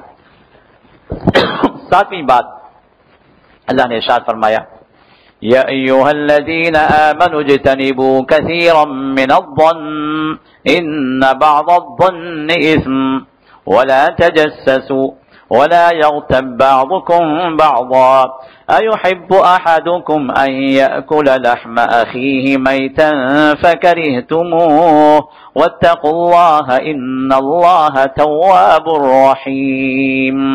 اے ایمان لانے والو، اے مومنو، اجتنبوا كثيرا من الظن، زیادہ گمان سے بچو، زیادہ گمان کرنے سے بچو. کیوں؟ ان بعض الظن اسم، بعض گمان ایسے ہوتے ہیں جو گناہ والے ہوتے ہیں. زیادہ گمان سے مراد کیا ہے؟ انسان گمانی بن جائے، ہر بات کے اندر شک، ہر بات کے اندر گمان، ہر بات کے اندر گمان. اور یہ گمان کہاں لے کے جاتا ہے؟ بدگمانی میں لے کے پہنچتا ہے. اب یہ بدگمانی انسان کو گنہگار بناتی ہے. بدگمانی کیا ہے؟ کہ آپ کسی کے اندر اس چیز کو جو سسپیکٹ کریں جو اس کے اندر موجود نہیں ہے، جس کے اندر موجود نہیں ہے. اور یہ چیز کیا ہے؟ آپ کے اپنے معاشرے کے اندر خرابی پیدا کرتی ہے. محمد رسول اللہ صلی اللہ علیہ وسلم نے ارشاد فرمایا، ایاکم والظن فإن الظن اکذب الحدیث، فإن الظن اکذب الحدیث. فرمایا بدگمانی سے اپنے آپ کو بچاؤ، اس لیے کہ بدگمانی کیا ہے؟ یہ سب سے بڑی جھوٹی بات ہے. جو چیز ہے ہی نہیں آپ اس کے بعد گمان کر رہے ہیں، جو چیز وہ کیا ہی نہیں آپ اس کے بارے میں جو اس پر شک کر رہے ہیں. تو یہ بدگمانی یہ آپ کے گھر کے اندر بھی امن کو خراب کرتی ہے، سوسائٹی کے اندر ماحول کو خراب کر دیتی ہے. کسی پر بندہ اعتماد کر ہی نہیں سکتا جب انسان جب بدگمان ہو جائے. رسول اللہ صلی اللہ علیہ وسلم ارشاد فرماتے ہیں 3 باتیں ہیں جو میری امت میں موجود رہیں گی. طبرانی کی حدیث ہے، فرمائے الطیرۃ والحسد والظن. الطیرہ، طیرہ کیا ہے؟ نحوست والے عقیدے جو ہمارے پاس بہت ہیں نا. سامنے سے بلی نکل گئی ہے، بلی راستہ کاٹ گئی، بھائی کام نہیں ہوگا. ارے صبح صبح کسی دیکھ لیا، بھائی بیوہ پہ نظر پڑی، کام نہیں ہوگا. ارے یہ فلاں ارے منحوس چہرہ ہے اس کو دیکھ لیا، کام نہیں ہوگا. آج منگل ہے، کام نہیں ہوگا، حجاموں کا دن ہے. ہاں، اور آج جو ہے وہ ارے یار وہ محرم کا مہینہ ہے بھائی. ارے سفر نحوست کا، کیوں محرم کیوں منحوس ہو گیا؟ شہادت حسین ہو گئی. سفر کیوں منحوس ہو گیا؟ چہلم حسین کا. لو یہ کہاں سے آیا ہے؟ شیعوں کے عقائد ہے. کسی مومن کے لیے کوئی ساعت منحوس نہیں ہے. ہر ساعت خیر والی ساعت ہے، سوائے کہ جب گناہ کرتا ہے تو وہ گھڑی اس کے لیے منحوس ہے، کیونکہ گناہ والی گھڑی ہے. جب انسان گناہ کرتا ہے تو ایمان اس سے ہٹ جاتا ہے. اللہ کے رسول ارشاد فرماتے ہیں لا یزنی الزانی حین یزنی مؤمن ولا یسرق السارق حین یسرق وهو مؤمن. جب کوئی زنا کرنے والا زنا کرتا ہے تو ایمان کی حالت میں نہیں ہوتا. جب چوری کرنے والا چوری کرتا ہے تو ایمان کی حالت میں نہیں ہوتا، ایمان ہٹ جاتا ہے اس. پھر جب اس گناہ سے ہٹتا ہے تو ایمان اس کا واپس آتا. تو یہ گھڑی منحوس ہوتی ہے جب انسان گناہ کرتا ہے. اس گناہ کی گھڑی کو چھوڑ کر کسی مومن کے لیے کوئی منحوس والی بات کسی موقع پر نہیں ہے. کوئی دن آپ کے منحوس نہیں ہے. ہاں جس دن آپ نے فجر نہیں پڑھی، اب آپ کی صبح ہو رہی ہے کس سے؟ اللہ کے نافرمانی فرض کو چھوڑ کر، تو اللہ کی رحمت ہوگی. فجر نہیں پڑھے تو اذکار بھی نہیں پڑھے، اللہ کی حفاظت میں بھی نہیں آئے. اذکار کے ذریعے سے انسان اللہ کی حفاظت میں آتا ہے. رسول اللہ نے ارشاد فرمایا کہ من صلی الفجر فهو فی ذمۃ اللہ. جو فجر کی نماز پڑھ لے وہ اللہ کے ذمے، اللہ کی حفاظت میں. اب اللہ کی حفاظت میں آپ آگے تھے، پھر نحوست کہیں کی. ہاں فجر چھوڑ کے سو رہے ہیں، کہ 12-1 بجے سے جاگ رہے ہیں، اس سے بجے فجر چھوٹ جا رہی ہے. اب بغیر فجر کے آپ کا دن گزر رہا. اب یہاں پر ہو سکتا ہے کہ نحوست ہو، کیونکہ آپ جب اللہ کے نافرمانی کے ساتھ آپ زندگی گزار رہے ہیں. لیکن کسی مومن کے لیے جب اللہ کی طاعت میں ہو، نحوست والی کوئی بات ممکن ہی نہیں ہے. یہ غیر اسلامی چیزیں. تو اسی وجہ سے اللہ کے رسول ارشاد فرمایا الطیرۃ شرک. نحوست والا عقیدہ کیا ہے؟ یہ شرک. کیوں شرک ہے؟ کیوں شرک ہے؟ کام کرنے کے نکلے آپ کسی کام کے لیے، کالی بلی آگے چلی گئی. ارے یار یہ سائن بورڈ مل گیا مجھے، اب کام نہیں ہوگا، چلو واپس. جس سے آپ نفرت ہے ویسا آدمی نظر آ گیا، ارے یار صبح اس کو دیکھ لیا، نہیں کام ہوگا، چلو واپس.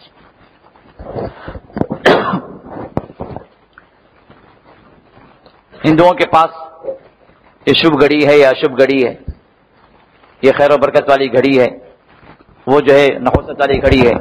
جا کے فال کھلاتے ہیں، اسی سے شادیاں ہوتی ہیں ان کی. اور ہمارے پاس بھی جا کے ہاتھ بتا کے جا کے جو مشائخ پاس پوچھتے ہیں کہ شادی کی تاریخ بیٹی کی رکھنی ہے، کب رکھنا ہے، تو دیکھ کے بولو. اب یہ سب چیزیں کیا ہیں کہ اگر سامنے سے بلی نکل گئی یا فلاں دن جو ہے وہ منحوس ہے، تو اس کا مطلب یہ ہوا کہ اس دن کے اندر یا کہ اس مخلوق کے اندر یہ طاقت ہے کہ آپ کے کام کو روک دے. جبکہ آپ کے کام کو روکنے والا کون ہے؟ کس کے حکم سے کام بنتے ہیں، کس کے حکم سے کام رکتے ہیں؟ صرف اللہ کے حکم سے. تو اسی وجہ سے محمد رسول اللہ نے ارشاد فرمایا الطیرۃ شرک. نحوست والا عقیدہ کیا ہے؟ یہ شرک ہے. اس لیے کہ کسی چیز کے اندر اللہ تعالیٰ نے اتنی طاقت نہیں رکھی ہے کہ آپ کے کام کو بگاڑ دے. کام بنتا بھی اللہ کے حکم سے ہے، بگڑتا بھی اللہ کے حکم سے. تو آپ نے فرمایا کہ میری امت کے اندر یہ نحوست والا عقیدہ، حسد کرنے والے لوگ اور بدگمانی کرنے والی یہ باتیں یہ موجود رہیں گی. فقال رجل، تو ایک آدمی نے کہا ما یذہبون یا رسول اللہ، اے اللہ کے رسول ان چیزوں سے اگر ہمیں بچنا ہے تو کیا کرنا؟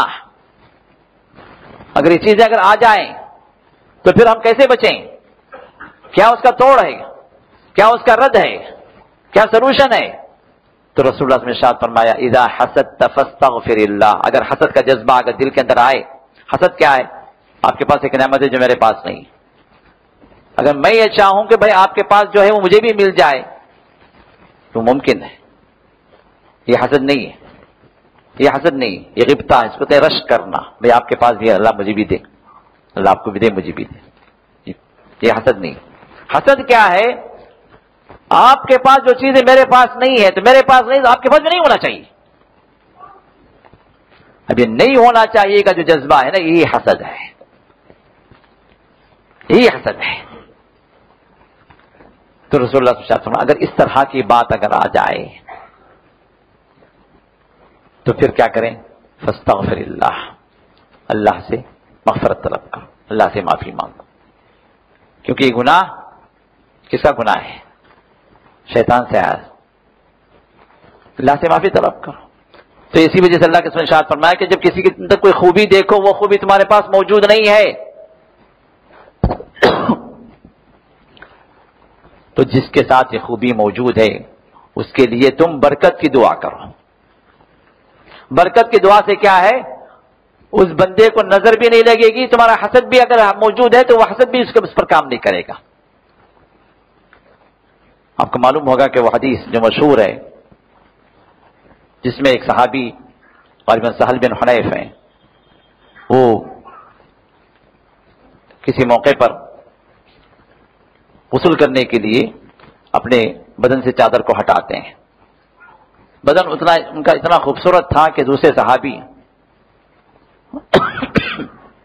غالباً عامر ہے ان کا نام، تو وہ دیکھ کر کہا ارے ایسا خوبصورت بدن، یہ تو کماری دوشیزہ کا بھی نہیں ہوگا، کماری لڑکی کا بھی نہیں ہوگا ایسا بدن، اتنا خوبصورت بدن ہے. تو جیسے ان کا کہنا یہ تھا وہیں گر پڑے، بے ہوش ہو گئے. اب مختلف چیزوں سے ان کو ہوش میں لانے کی کوشش کر رہے ہیں، کوئی فائدہ نہیں. ایک صحابی دوڑتے ہوئے اللہ کے رسول کے پاس آیا، کہا کہ یا رسول اللہ صلی اللہ علیہ وسلم یہ اس طرح کا مسئلہ ہو گیا. اس نے اللہ کے رسول نے پوچھا کہ کیا واقعہ ہے، کیا ہوا، کیسے ہوا؟ تو فرمایا کہ یا رسول اللہ اس طرح جو نہانے کے لیے اپنی چادر کو ہٹائے تو جو ہے اس طرح انہوں نے یہ بات کہی اور وہ گر پڑے. تو رسول اللہ صلی اللہ علیہ وسلم اس موقع پر آتے ہیں اور ان سے کہتے ہیں جن کے قول کے بعد، جن کی بات کے بعد وہ گر پڑے تھے، کہا کیا افلا برکتا الا هل برکتا اخی، کیوں تو اپنے بھائی کے لیے برکت کی دعا نہیں کی؟ بارک اللہ کیوں نہیں بولے؟ یہ بارک اللہ کا ہے نا، لوگ کیا کہتے ہیں نظر نہیں رکھتی ہے تو کیا کہتے ہیں ماشاء اللہ کہو، ماشاء اللہ کہو. ماشاء اللہ کہنے کوئی ثبوت نہیں ہے، صرف قرآن میں ایک جو واقعہ سورہ کہف کے اندر موجود ہے بس وہی ہے. رسول اللہ صلی اللہ علیہ وسلم نے نظر کے توڑ اور حسد کے توڑ کے لیے جو علاج بتلایا وہ کیا ہے؟ جس کے ساتھ نظر لگنے کا مسئلہ ہے یا جس کی تعریف پر نظر لگنے کا امکان ہے وہ کہے بارک اللہ فیک. کیا کہے؟ بارک اللہ فیک، اللہ تمہیں برکت دے. تو یہ برکت کی دعا جب ہوگی تو پھر شیطان کے نظر اور شیطان کی حسد جو ساتھ ملتی ہے والنٹریلی اس بندے کے نظر اور حسد کے ساتھ وہ ختم ہو جاتی ہے. یہ علاج ماشاءاللہ علاج نہیں ہے. اسی وجہ سے ماشاء اللہ کے بعد میں نظر لگ جاتی ہے تو ماشاء اللہ تو بولے نا، پھر کیوں ایسا ہو گیا؟ بولے تو بولے لیکن آپ اپنی طرف سے بولے. رسول اللہ صلی اللہ علیہ وسلم کا علاج نہیں ہے وہ. تو رسول اللہ صلی اللہ علیہ وسلم نے جو علاج بیان کیا ہے وہ یہ کہ برکت کی دعا کریں. آپ بچے بھی ماں باپ کے ہم ماں باپ ہمیں ہماری نظر نہیں لگتی، نہیں غلط بات ہے، لگتی ہے. چاہے ماں باپ لیکن نظر لگنے کے لیے حسد ہونا ضروری نہیں ہے. نظر الگ چیز ہے، حسد الگ چیز ہے، لیکن دونوں کی تاثیر، جو ریزلٹ، جو نتیجہ سامنے آتا ہے اس میں شیطان مکس ہوتا ہے، شیطان کی اپنی تاثیر ہوتی ہے. نظر کا بھی ریزلٹ، حسد کا بھی ریزلٹ نقصان کی شکل میں سامنے آ سکتا ہے، لیکن ہر نظر لگانے والے کی نظر کے اندر حسد ہونا ضروری نہیں ہے. بات واضح ہے. نظر لگانے والا سامنے سے نظر لگاتا ہے، حسد کرنے والا کوئی ضروری نہیں کہ سامنے ہو، وہ ہزاروں کلومیٹر دور بیٹھ کر حسد کر سکتا ہے. تو حسد الگ چیز ہے، نظر الگ چیز ہے، لیکن دونوں کی تاثیر ایک ہی ہوتی ہے، دونوں کا ریزلٹ آپ کو جو ایک ہی دیتا، نقصان پیدا ہو سکتا. اس سے بچنے کے لیے کیا ہے؟ حسد کرنے والا استغفر اللہ کہے، اپنے گناہ کی معافی اللہ سے مانگے، اور جس کے ساتھ نظر حسد لگنے کا امکان ہے اس کو کہے بارک اللہ فیک.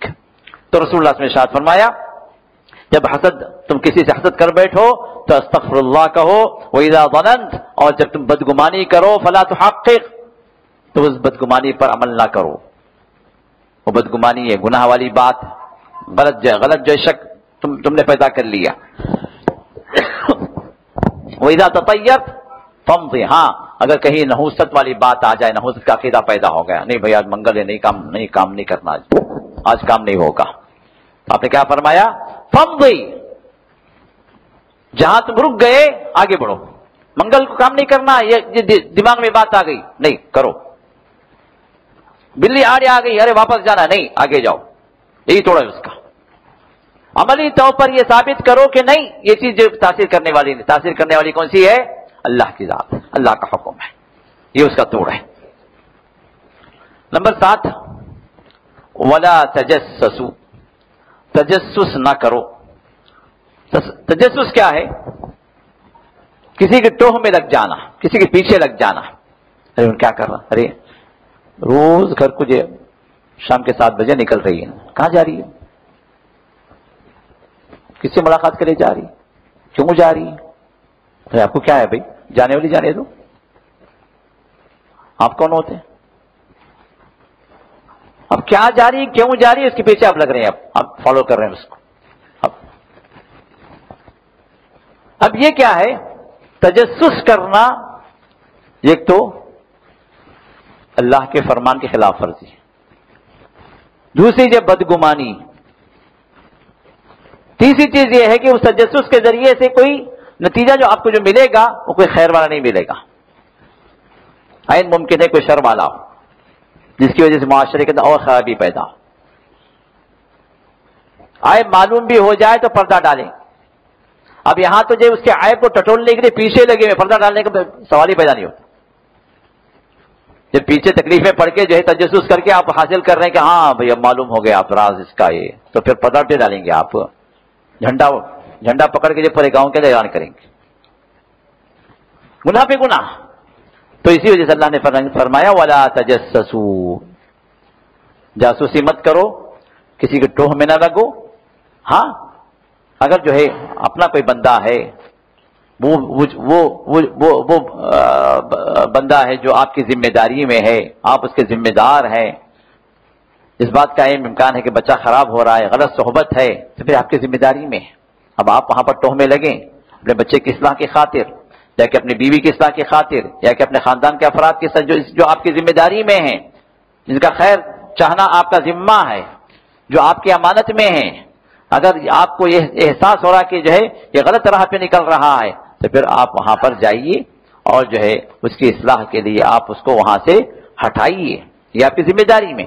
لیکن یہ جو بات جو کہی گئی یہ عمومی افراد کے لیے، عام لوگوں کے لیے، کامن پیپل کے لیے، کہ ایک دوسرے کے ٹوہ میں نہ لگیں تاکہ ان کا عیب معلوم ہو اور جو آپ جو اس عیب کو جو پھیلائیں یہ جو کوشش نہ ہو، کیونکہ معاشرے کی یہ خرابیوں میں سے خرابی ہے. اور نمبر 8 اللہ نے ارشاد فرمایا وَلَا يَغْتَبْ بَعْضُكُمْ بَعْضًا، تم میں کا کوئی ایک دوسرے کی غیبت نہ کرے. اور پھر فرمایا أَيُحِبُّ أَحَدُكُمْ، کیا تم میں کا کوئی یہ چاہے گا أَن يَأْكُلَ لَحْمَ أَخِيهِ مَيْتًا، کہ وہ اپنے مردار بھائی کا گوشت کھائے. فَكَرِهْتُمُوهُ، یقیناً تم تو جے کراہت کرو گے. وَاتَّقُوا اللَّهَ، تو اللہ سے ڈرو. إِنَّ اللَّهَ تَوَّابٌ رَحِيمٌ، بے شک اللہ تعالیٰ توبہ قبول کرنے والا اور رحم کرنے والا ہے. اب یہاں پر اللہ تعالیٰ نے جو 9ویں بات کا جو حکم دیا ہے وَلَا يَغْتَبْ بَعْضُكُمْ بَعْضًا، ایک دوسرے کی غیبت نہ کر۔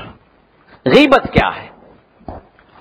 غیبت میرے دوست آج اتنی عام ہوگی کہ ہم اس کو غیبت سمجھتی ہیں، بلکہ ہماری کوئی مجلس بغیر غیبت کے کسی کی اگر 2 آدمی ملے تو تیسرے کی غیبت، خاص طور ہماری خواتین کی مجلس اگر دو اگر خواتین مل گئی تو تیسری کا ذکر ہونا ضروری ہے، لازم ہے، ورنہ تو جو ہے وہ مجلس پھیکی ہے، روکی سوکی ہے، کوئی مزہ ہی نہیں ہے اس کے اندر۔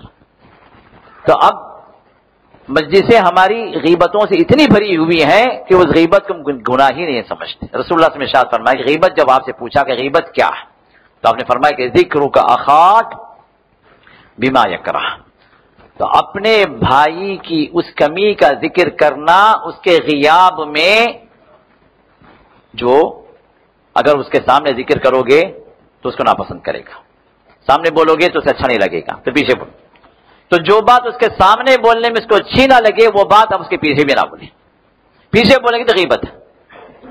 تو کسی صحابی نے کہا کہ یا رسول اللہ صلی اللہ علیہ وسلم اگر وہ بات اس بندے کے اندر موجود ہے تو کیا پھر بھی غیبت ہے؟ کہا کہ موجود ہے تو غیبت ہے، موجود نہیں ہے تو بہتان ہے، وہ تو الزام ہے، وہ تو غیبت بھی ہوئی، بہتان تراشی بھی ہوئی، ایڈیشنل ایک اور گناہ بھی ہو گئی۔ اب یہ غیبت والا مسئلہ جتنا ہمارے پاس سستا اور عام ہو گیا ہے، اللہ کے پاس اتنا ہی ناپسند ہے، اور اتنا ہی اللہ تعالیٰ کے پاس وہ بدترین گناہ جس کو اللہ تعالیٰ نے 3 قباحتوں سے اس کی مثال دی، 3 قباحتیں اللہ نے بیان فرمائی، اللہ نے مثال کے ذریعے سے واضح کیا۔ ایحب احدکم، کیا تم میں کا کوئی آدمی اس بات کو پسند کرے گا، کیا ہے؟ ان یاکل لحم اخیہ میتا فکرہتم، تمہارے اپنے مرے ہوئے بھائی کا گوشت تم میں کا کوئی انسان کھائے گا؟ سب سے پہلے مردار کا کوئی گوشت انسان نہیں کھاتا، چاہے جانور ہو، مردہ جانور ابھی نہیں، ارے مردہ ہے حلال نہیں، مردہ بھی مردہ وہ جو انسان کا گوشت، مرے ہوئے انسان کا گوشت کون کھائے گا؟ مرا ہوا انسان بھی وہ مرا ہوا انسان جو خود آپ کا سگا بھائی ہو، کوئی کھائے گا؟ کوئی بھی فطرت سلیمہ والا نہیں کھا سکتا، جس کی فطرت صاف، ایک مومن ہو، ایک مسلمان ہو، نہیں کھا سکتا۔ جب اللہ فرماتے ہیں جب یقیناً تم اس بات کو ناپسند کرو گے کہ اپنے سگے مرے ہوئے بھائی کا گوشت تم نہیں کھا سکتے، تو پھر غیبت کیسے کر رہے ہو؟ غیبت تو اسی کے برابر ہے۔ اور اس قبیح چیز کو جس کو اللہ 3 قباحتوں سے واضح کر رہے ہیں ہمارے پاس اتنی عام ہے کہ شاید ہی ہمارا کوئی دن ایسا گزرے جس کے تیسرے کے بارے میں ہم غیبت نہ کی ہو۔ تو بڑی خطرناک بات ہے، غیبت بڑا گناہ ہے، بڑے گناہوں میں سے، لیکن اس کو بڑا کیا چھوٹا گناہ بھی ہم نہیں سمجھتے، بڑا تو بڑا، چھوٹا گناہ بھی ہم نہیں سمجھتے۔ اب یہاں پر چند باتیں ایسی ہوتی ہیں جو جس میں ایکسیپشن ہوتا ہے، مثال کے طور پر کسی غیبت کی جا رہی، لیکن کس موقع پر آپ جو ہے مثال کے طور پر ایک بچے کی صحبت غلط ہو گئی، اب آپ اس بچے سے متعلق جو ہے بات کر رہے ہیں اس کے باپ کے پاس، مقصود کیا ہے؟ اس کی اصلاح ہو جائے، اس بچے کی اصلاح ہو جائے۔ اب اس بچے کی برائی جو آپ اس کے باپ کے پاس بیان کر رہے ہیں وہ غیبت تو ہے، لیکن مقصود کیا ہے اس کا؟ اصلاح، اس بچے کی درستگی، غلط صحبت سے رک جائے یا اس غلط کام سے رک جائے۔ علماء نے اس کی اجازت دی کیونکہ وہاں پر مقصود کیا ہے؟ اصلاح۔ اسی طرح کوئی انسان مشورہ کر رہا ہے آپ سے، بھائی میری بیٹی کی شادی جو ہے اس کے لیے فلاں رشتہ آیا ہوا، اب مسجد کا جو امام ہے یا کہ جو اس محلے کے یا اس کے اڑوس پڑوس کے جو لوگ ہیں جو جاننے والے یا اس کے رشتہ دار ہیں ان کے پاس پہنچ کے جو ہے آپ پوچھ رہے ہیں کہ میری بیٹی کا رشتہ آیا ہوا ہے فلاں شخص سے، اس کے بارے میں آپ کی کیا رائے ہے؟ کیسا انسان ہے؟ اس کا کیریکٹر کیسا ہے؟ کیا نمازوں کا پابند ہے؟ کیا عقیدہ صحیح ہے؟ کہیں جو ہے ودان پارٹی والے تو لڈو والے تو لوگ نہیں ہیں،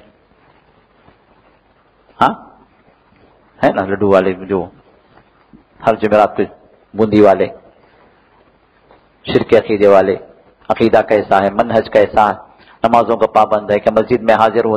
آپ اس کے اخلاق کی بات اب آپ مجھ سے پوچھ رہے ہیں اب مجھے معلوم ہے کہ وہ بندہ جو ہے 11ویں 12ویں والا ہے، وہ بندہ جو ہے نماز نہیں پڑھتا، یا اس بندے کی صحبت غلط ہے یا اخلاق اچھے نہیں.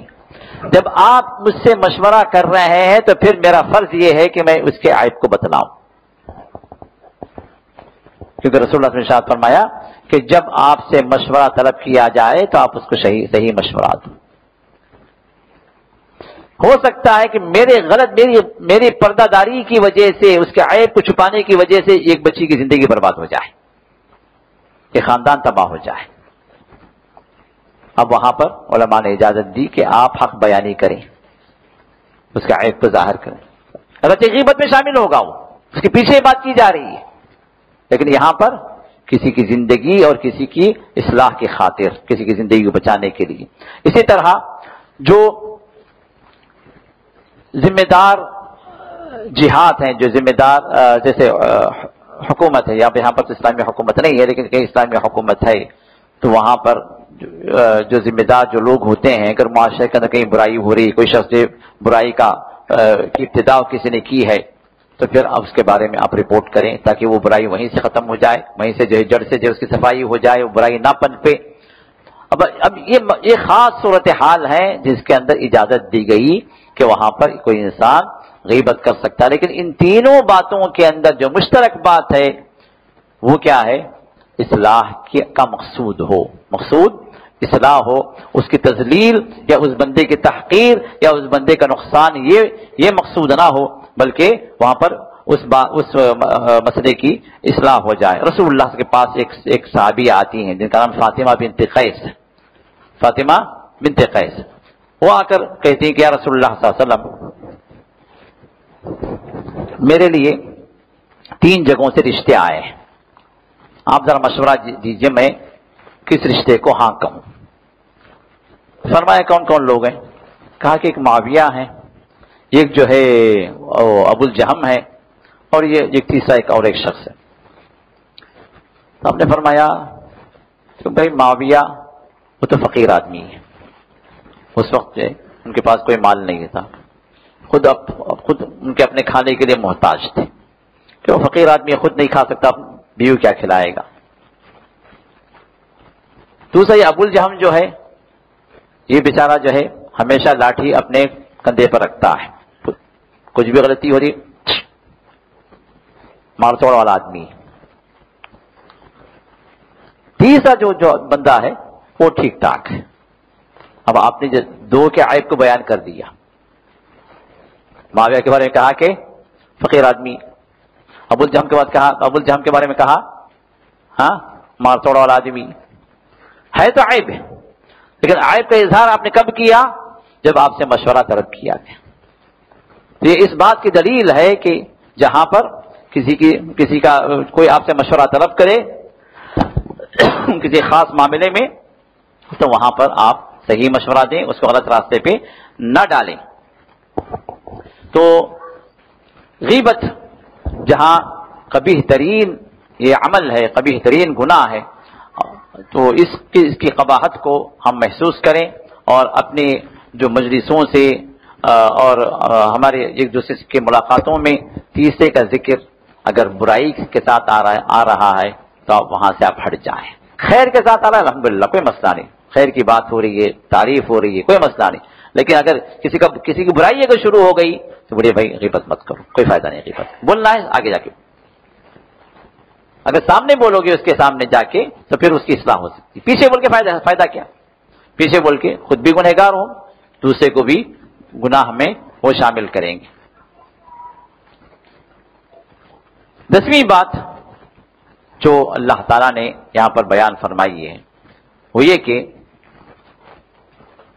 یا ایھا الناس انا خلقناکم من ذکر وانثى وجعلناکم شعوبا وقبائل لتعارفوا ان اکرمکم عند اللہ اتقاکم ان اللہ علیم خبیر. اے لوگو، یہاں پر اللہ تعالیٰ تمام انسانوں کو اللہ تعالیٰ پکار رہے ہیں. یا ایھا الناس کیا ہے؟ پوری انسانیت کو اللہ پکار رہے ہیں. یہ پوری انسانیت کو اللہ پکار کر ایک اہم نقطے کی طرف اللہ تعالیٰ توجہ دلا رہے ہیں کہ یہ سب جو برائیاں جو معاشرے کے اندر جو پیدا ہوئی ہیں یا ہو رہی ہیں، چاہے غیبت ہو، چاہے جو ہے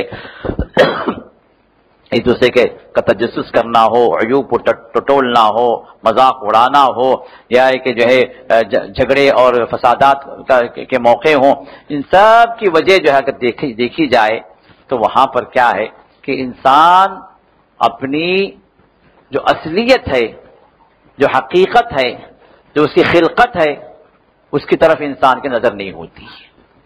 انسان کہاں سے آیا ہے، کیسے پیدا ہوا، اس کی حقیقت کیا ہے، اس کی طرف انسان نظر کرے تو بہت ساری معاشرتی یا کہ خاندانی جو برائیاں ہیں یا خود انسان کے اندر اپنے جو عیوب ہیں وہ خود ہی ختم ہو جائیں گے.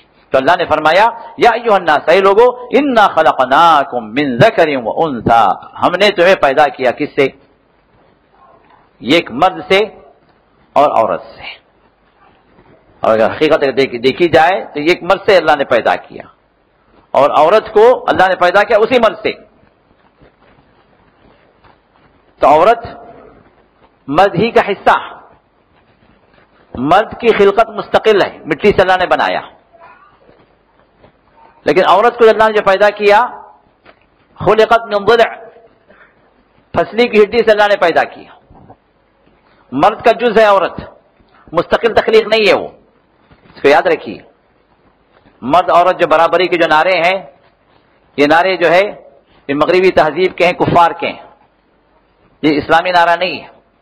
ہاں مرد عورت کے حقوق ہیں اپنی جگہ، ان حقوق کی ادائیگی کرنا جو ہر مسلمان کا فرض ہے، لیکن عورت اور مرد برابر، تو بھی برابر میں بھی برابر، یہ جو مغربی تہذیب کا نعرہ ہے جو معاشرے کی اصلاح کے بجائے معاشرے کا فساد ہے، جو فساد ابھی نہ عورت جو اپنی جگہ جس کی انسانیت باقی رہ گئی، نہ جو ہے اس کا ماں ہونا باقی رہ گیا، نہ اس کی جو ہے عصمت باقی رہ گئی، نہ جو ہے اس کا جو نسوانی وقار ہے وہ وقار باقی رہ گیا. مرد جس طرح اس کا استعمال کرتا ہے استعمال کرے، پھر اس کو جس طرح جو ہے ایک ٹشو کی طرح پوچھ کر جو کچرے میں پھینک دیا جاتا ہے، ویسے جو ہے عورت مغربی تہذیب میں پھینک دی گئی. وجہ کیا ہے؟ اسی نعرے کی وجہ سے. اللہ نے کیا فرمایا؟ ہم نے مرد کو پیدا کیا، پھر اس مرد سے عورت کو پیدا کیا، پھر اس مرد عورت کے ملاپ سے پھر تخلیق. اب یہ جو مرد اور عورت کے برابر ہونے کا جو نعرہ ہے یہ کسی بھی طرح درست نہیں ہے، کیونکہ اللہ تعالیٰ نے پیدا کیا عورت کو مرد سے. تو مرد اسی وجہ سے مرد کے لیے عورت کی راحت مرد کے ساتھ ہے، مرد کی راحت عورت کے ساتھ ہے. میاں بیوی کے یہ تعلقات، یہ خاندانی جو نظام ہے یہ سکون کا نظام ہے، کیونکہ اللہ نے خلقت ہی ایسی رکھی ہے. خلقت ہی ایسی. رسول اللہ نے ارشاد فرمایا کہ عورتوں پر زبردستی نہ کرو. انما خلقت المرأة من ضلع، عورت جو پیدا ہوتی ہے پیدا کی گئی ہے کس سے؟ پسلی کی ہڈی سے پیدا کی گئی ہے. ضلع کہتے ہیں پسلی کی ہڈی کو. اور پھر آپ نے فرمایا پسلی کی ہڈی میں سب سے اونچی جو سب سے اوپر کی جو ہڈی ہے جو وہ سب سے زیادہ ٹیڑھی ہوتی. اور آپ نے فرمایا جو انسان، جو مرد سے عورت سے سکون کے ساتھ رہنا چاہے تو وہ جس طرح ہے اسی طرح اس کو رکھتے ہوئے جتنا ممکن ہو سکے اس کی اصلاح کرے اور فائدہ اٹھائے. اور اگر وہ اس ہڈی کو جو پسلی کی ہے، جو ٹیڑھی ہے، جس طرح بینڈ ہے، اس کو سیدھا کرنے کی کوشش کرے گا اس طرح اسٹریٹ، تو کیا ہوگا؟ ٹوٹ جائے گی. فرمایا فکسرھا طلاقھا، پھر اس کا ٹوٹنا کیا ہے؟ اس کا طلاق ختم ہوگی. تو اللہ تعالیٰ نے جو حکمت رکھی ہے اس میاں اور بیوی کی تخلیق میں، یہ بہت ہی عجیب حکمت ہے. اس میں اب انسان اس کو سمجھ جائے تو پھر مسائل حل ہو جاتے ہیں.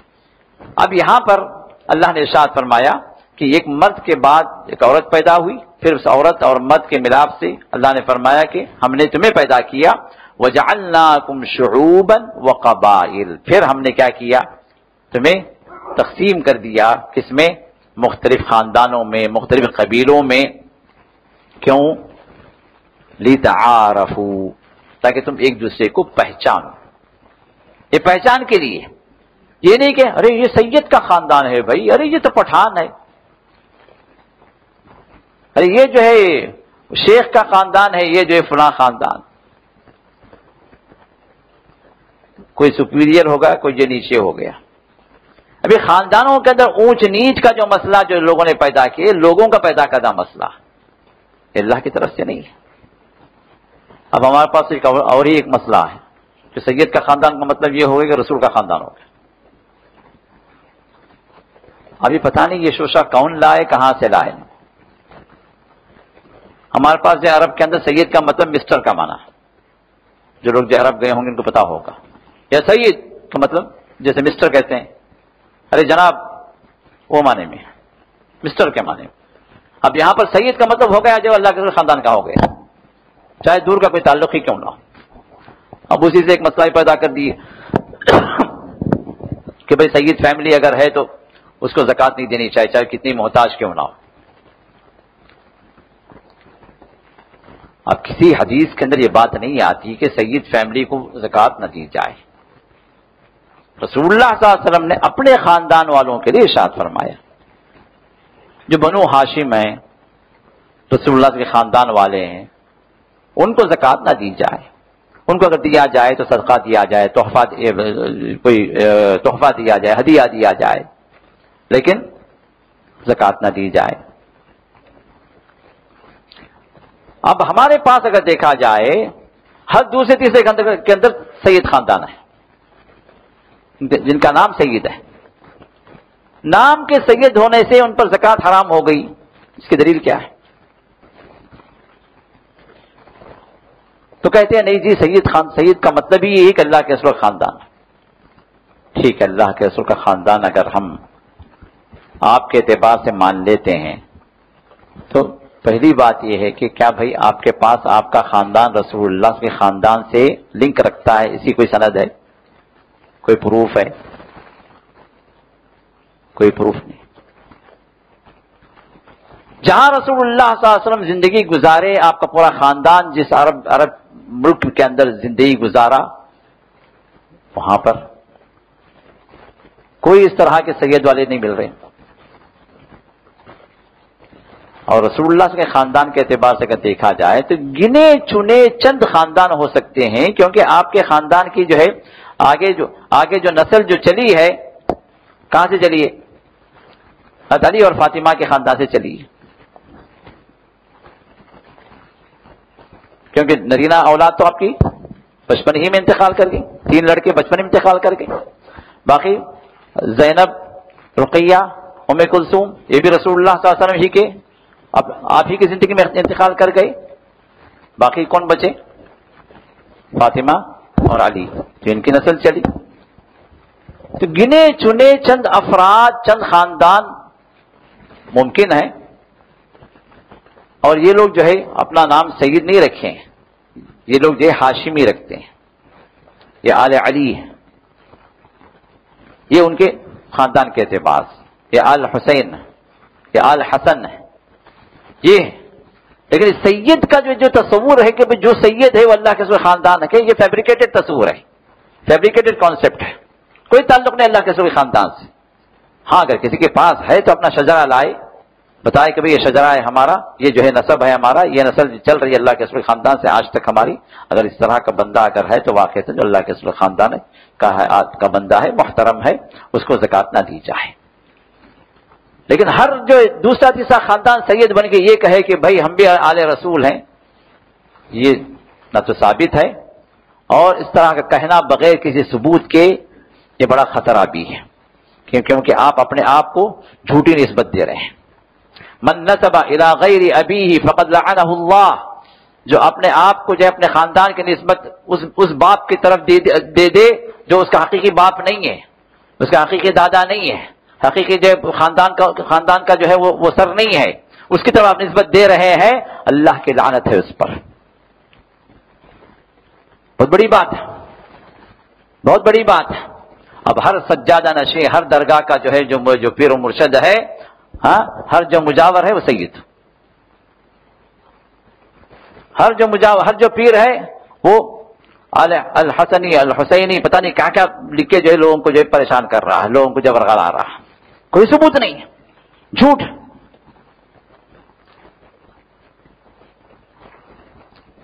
جس کے پاس واقعتاً شجرہ ہے، واقعتاً نسب نامہ ہے، تو پھر اس کا احترام کیا جائے، والے رسول میں داخل ہوگا، اس کو زکوٰۃ نہ دی جائے، اور اس کا اگر مالی اعتبار سے جو ہے وہ اگر جو ہے کمتر ہے تو اس کی مدد کی جائے، تحفے تحائف سے، ہدایہ سے، اور ممکن حد تک جو ہے اس کی عزت افزائی کی جائے، کیونکہ اللہ کے رسول کی خاندان۔ لیکن اس کے علاوہ جتنے بھی ہیں نہ حقیقی معنوں میں اللہ کے رسول کے جو خاندان والے ہیں، بلکہ جھوٹ کے اعتبار سے کہیں ایسا نہ ہو کہ اللہ کے پاس پکڑے جائیں۔ ہاں، خاندان کے اعتبار سے بولیں کہ باپ سید ہے ہمارا خاندان، جیسے خان ہے، پٹھان ہے، شیخ ہے، فلاں ہے، فلاں ہے، سید بھی خاندان ہے، ٹھیک، کوئی حرج نہیں اس میں۔ حرج کی بات کہاں ہے جو ہر سید یہ کہے کہ میں آل رسول ہوں،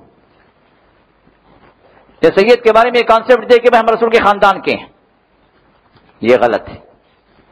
یہ القول علی اللہ بلا علم، یہ بغیر کسی علم کے، بغیر کسی دلیل کے، یہ بہتان تراشی ہے، اور اس بہتان تراشی میں گناہ کا بھی امکان ہے۔ تو لہذا اس ایک بات پر جو ہے میں تنبہ کرنا چاہ رہا تھا، تو لہذا تمام خاندان اللہ کے نظر میں برابر ہیں، کوئی اونچ نیچ نہیں ہے۔ ابھی جتنی بھی باتیں جو اوپر ذکر کی گئی، یہاں پر اس کی بنیاد میں تکبر ہے، فخر و غرور ہے۔ اور فخر و غرور انسان جہاں پر مال پر کرتا ہے، اپنے منصب پر کرتا ہے، وہیں پر جو ہے اپنی خوبصورتی پر کرتا ہے، یا کسی بھی جو ہے وہ اس نعمت پر کرتا ہے جو دوسرے کے پاس موجود نہیں ہے، وہیں پر ایک بات یہ بھی آتی ہے کہ انسان فخر و غرور کرتا ہے اپنے خاندان پر، ارے میں بڑا خاندان سے، ارے اس خاندان سے ہوں۔ تو اللہ ارشاد فرماتے ہیں ان اکرمکم عند اللہ اتقاکم، اللہ کے پاس عزت والا اگر کوئی ہے، مرتبت والا کوئی ہے، منصب والا کوئی ہے، اللہ کے پاس قریب کوئی ہے، تو کون ہے؟ خاندان کے اعتبار سے نہیں، تقوی کے اعتبار سے، تقوی کے اعتبار سے، اللہ کے ڈر کے اعتبار سے، تم کتنا ڈر کر چلتے ہو اس پر اللہ غور کرتے ہیں، تمہارے خاندان پر نہیں، تمہارے ظاہر پر نہیں، تمہارے حسب نسب پر نہیں، تمہارے مال اور تمہاری شکل و صورت پر نہیں۔ اللہ کے رسول ارشاد فرماتے ہیں ان اللہ لا ينظر الى صورکم واموالکم ولكن ينظر الى قلوبکم واعمالکم، اللہ تعالیٰ یہ نہیں دیکھتے کہ تمہارا مال کیا ہے، تمہارے چہرے کیسے ہیں، تمہارا مال تمہارے پاس کتنا ہے، اس کے لحاظ سے اللہ تمہیں عزت نہیں دیں گے، بلکہ اللہ دیکھتے ہیں تمہارے دلوں کی طرف کہ تم کیا کر رہے ہو، کیسے کر رہے ہو، واعمالکم، اور تمہارے اعمال کیا ہیں، تمہارا عمل کتنے اخلاص پر مبنی ہے، کتنے اخلاص سے تم وہ کام کر رہے ہو، اور وہ عمل محمد رسول اللہ صلی اللہ علیہ وسلم کے طریقے کے مطابق کتنا ہے، اس کے لحاظ سے اللہ قبول فرماتے ہیں۔ تو لہذا خاندانی حسب و نسب کے بارے میں اللہ تعالیٰ نے یہاں پر یہ بیان فرمایا کہ تمام اللہ کے نظر میں برابر ہے۔ اگر کوئی جو ہے، اگر اللہ کے نظر میں کوئی اونچا اگر ہو سکتا ہے تو کس بنیاد پہ ہو سکتا ہے؟ صرف اللہ کے ڈر کے اعتبار سے۔ ممکن ہے وہ ظاہری شکل میں وہ بندہ جو ہے یہ غریب ہو، لاچار ہو، کوئی اس کو پوچھنے والا نہ ہو، لیکن اللہ کے نظر میں بہت بڑا ولی ہو۔ کوئی ایسا ہو سکتا ہے کہ ظاہری طور پر بہت بڑے شیخ ہیں، علامہ ہیں، ایسے ہیں، پیر و مرشد ہیں کہ جو لوگ جو ہے ان کے جو ہاتھوں کو بوسے دے رہے ہیں، پیروں کو بوسے دے رہے ہیں، ان کے کپڑوں کو چھو چھو کے جو ہاتھ لگا لے رہے ہیں، اتنے جو ہے ان کے لوگوں کی نظروں میں بڑے پاک باز ہیں کہ اللہ کے نظر میں خبیث سے خبیث انسان ہو سکتا ہے، کیونکہ اللہ جو دیکھتے ہیں ظاہر کو نہیں دیکھتے، اللہ دیکھتے ہیں دل کی طرف، اللہ دیکھتے ہیں اس کے عمل کے اندر اخلاص کتنا ہے، اور اس کے عمل کا طریقہ محمد رسول اللہ کے طریقے کے مطابق ہے، یعنی کیونکہ آپ کو معلوم ہے کوئی بھی عمل اللہ کے پاس قبول ہونے کے لیے 3 شرطیں ہیں۔ کتنے ہیں؟ 3 شرطیں۔ پہلی شرط یہ ہے کہ اس بندے کا عقیدہ شرک سے خالی ہو۔ ہر جمعرات ہوتی ہی جو ہے چادر لے کے چل رہے ہیں قادر ولی کے، یہ ہمارے سید متاشا قادری کی درگاہ پہ، یہ بندہ کون ہے؟ اللہ کے ساتھ شرک کرنے والا۔ ربیع الاول کا مہینہ آ گیا، 11ویں کا مہینہ آ گیا، 11ویں کرو۔ ربیع ثانی کا مہینہ آ گیا، جو ہے وہ دستگیر کا مہینہ آ گیا۔ نام بھی ہمارے لوگ جو ویسے رکھے ہوئے دیکھیے، پورے نام بھی جو پورے شرک کا اظہار ہے، ناموں کے اندر بھی انہیں 11ویں 12ویں اور جو ہے جو غیر اللہ کے نیازیں دی جاتی ہیں اسی اعتبار سے لوگ نام رکھے ہوئے ہیں اپنے معاشرے کے اندر. ربیع الاول کو کیا کہتے ہیں؟ ہاں برافات کا. برافات کا یہ اور بات ہے کہ 12 وفات ہے یعنی 12ویں تاریخ کو وفات ہوئی وہ مانتے نہیں. یہ اور بات ہے وہ مانتے نہیں اس کو. 12ویں تاریخ کو تو جو میلاد مناتے ہیں نا, وفات کا مانتے ہیں, لیکن 12 وفات جو وہ 12ویں کے اعتبار سے رکھا گیا وہ لوگ. اس طرح 11ویں کا مہینہ جو ربیع ثانی کا جو اس کے بعد والا مہینہ ہے, چوتھا مہینہ, اس کو کیا کہتے ہیں؟ کون بولیں گے؟ نہیں, دستگیر. دستگیر مطلب 11ویں کا مہینہ. ان کا وہ کیا نام ہے, شیخ عبد القادر جیلانی رحمۃ اللہ علیہ, ان کو جو ہے دستگیر کہتے ہیں نا, ہاتھ پکڑنے والے, مدد کرنے والے. جب دستگیر کون ہے؟ اللہ تعالیٰ. آپ کا ہاتھ پکڑنے والا, آپ کا مدد کرنے والا, آپ کو صحیح راہ پر لانے والا, اور آپ کی مشکل کے اندر جو ہے آپ کی جو مشکل کو پار کروانے والا, یہ کون؟ اللہ تعالیٰ. غوث کے معنی میں, غوث اعظم اسی کے معنی میں, غوث اعظمی کے معنی میں دستگیر کہتے ہیں اردو میں, فارسی میں, فارسی ورڈ. دست کا معنی ہاتھ, گیر کا مطلب پکڑنے والا. تو اب یہ نام بھی جو رکھے گئے انہی شرکیات پہ نام رکھے گئے ان مہینوں کے نام, کہ وہ 11ویں کا مہینہ یا 12ویں کا. تو جو چیز بھی اللہ تعالی کے پاس انسان کے عمل کو قبول کرواتی ہے, سب سے پہلی چیز کیا ہے؟ اس کے اندر شرک نہ ہو. شرک اگر ہے, شرک کا عقیدہ کہ اللہ بھی دینے والے ہیں, فلاں بھی دینے والے ہیں, اللہ سے مانگے تو اللہ قبول کرتے ہیں, اور یہ فلاں سے بھی مانگے تو وہ بھی جو قبول کروا دیتے ہیں. اللہ جس طرح سنتے ہیں یہ بھی سنتے ہیں.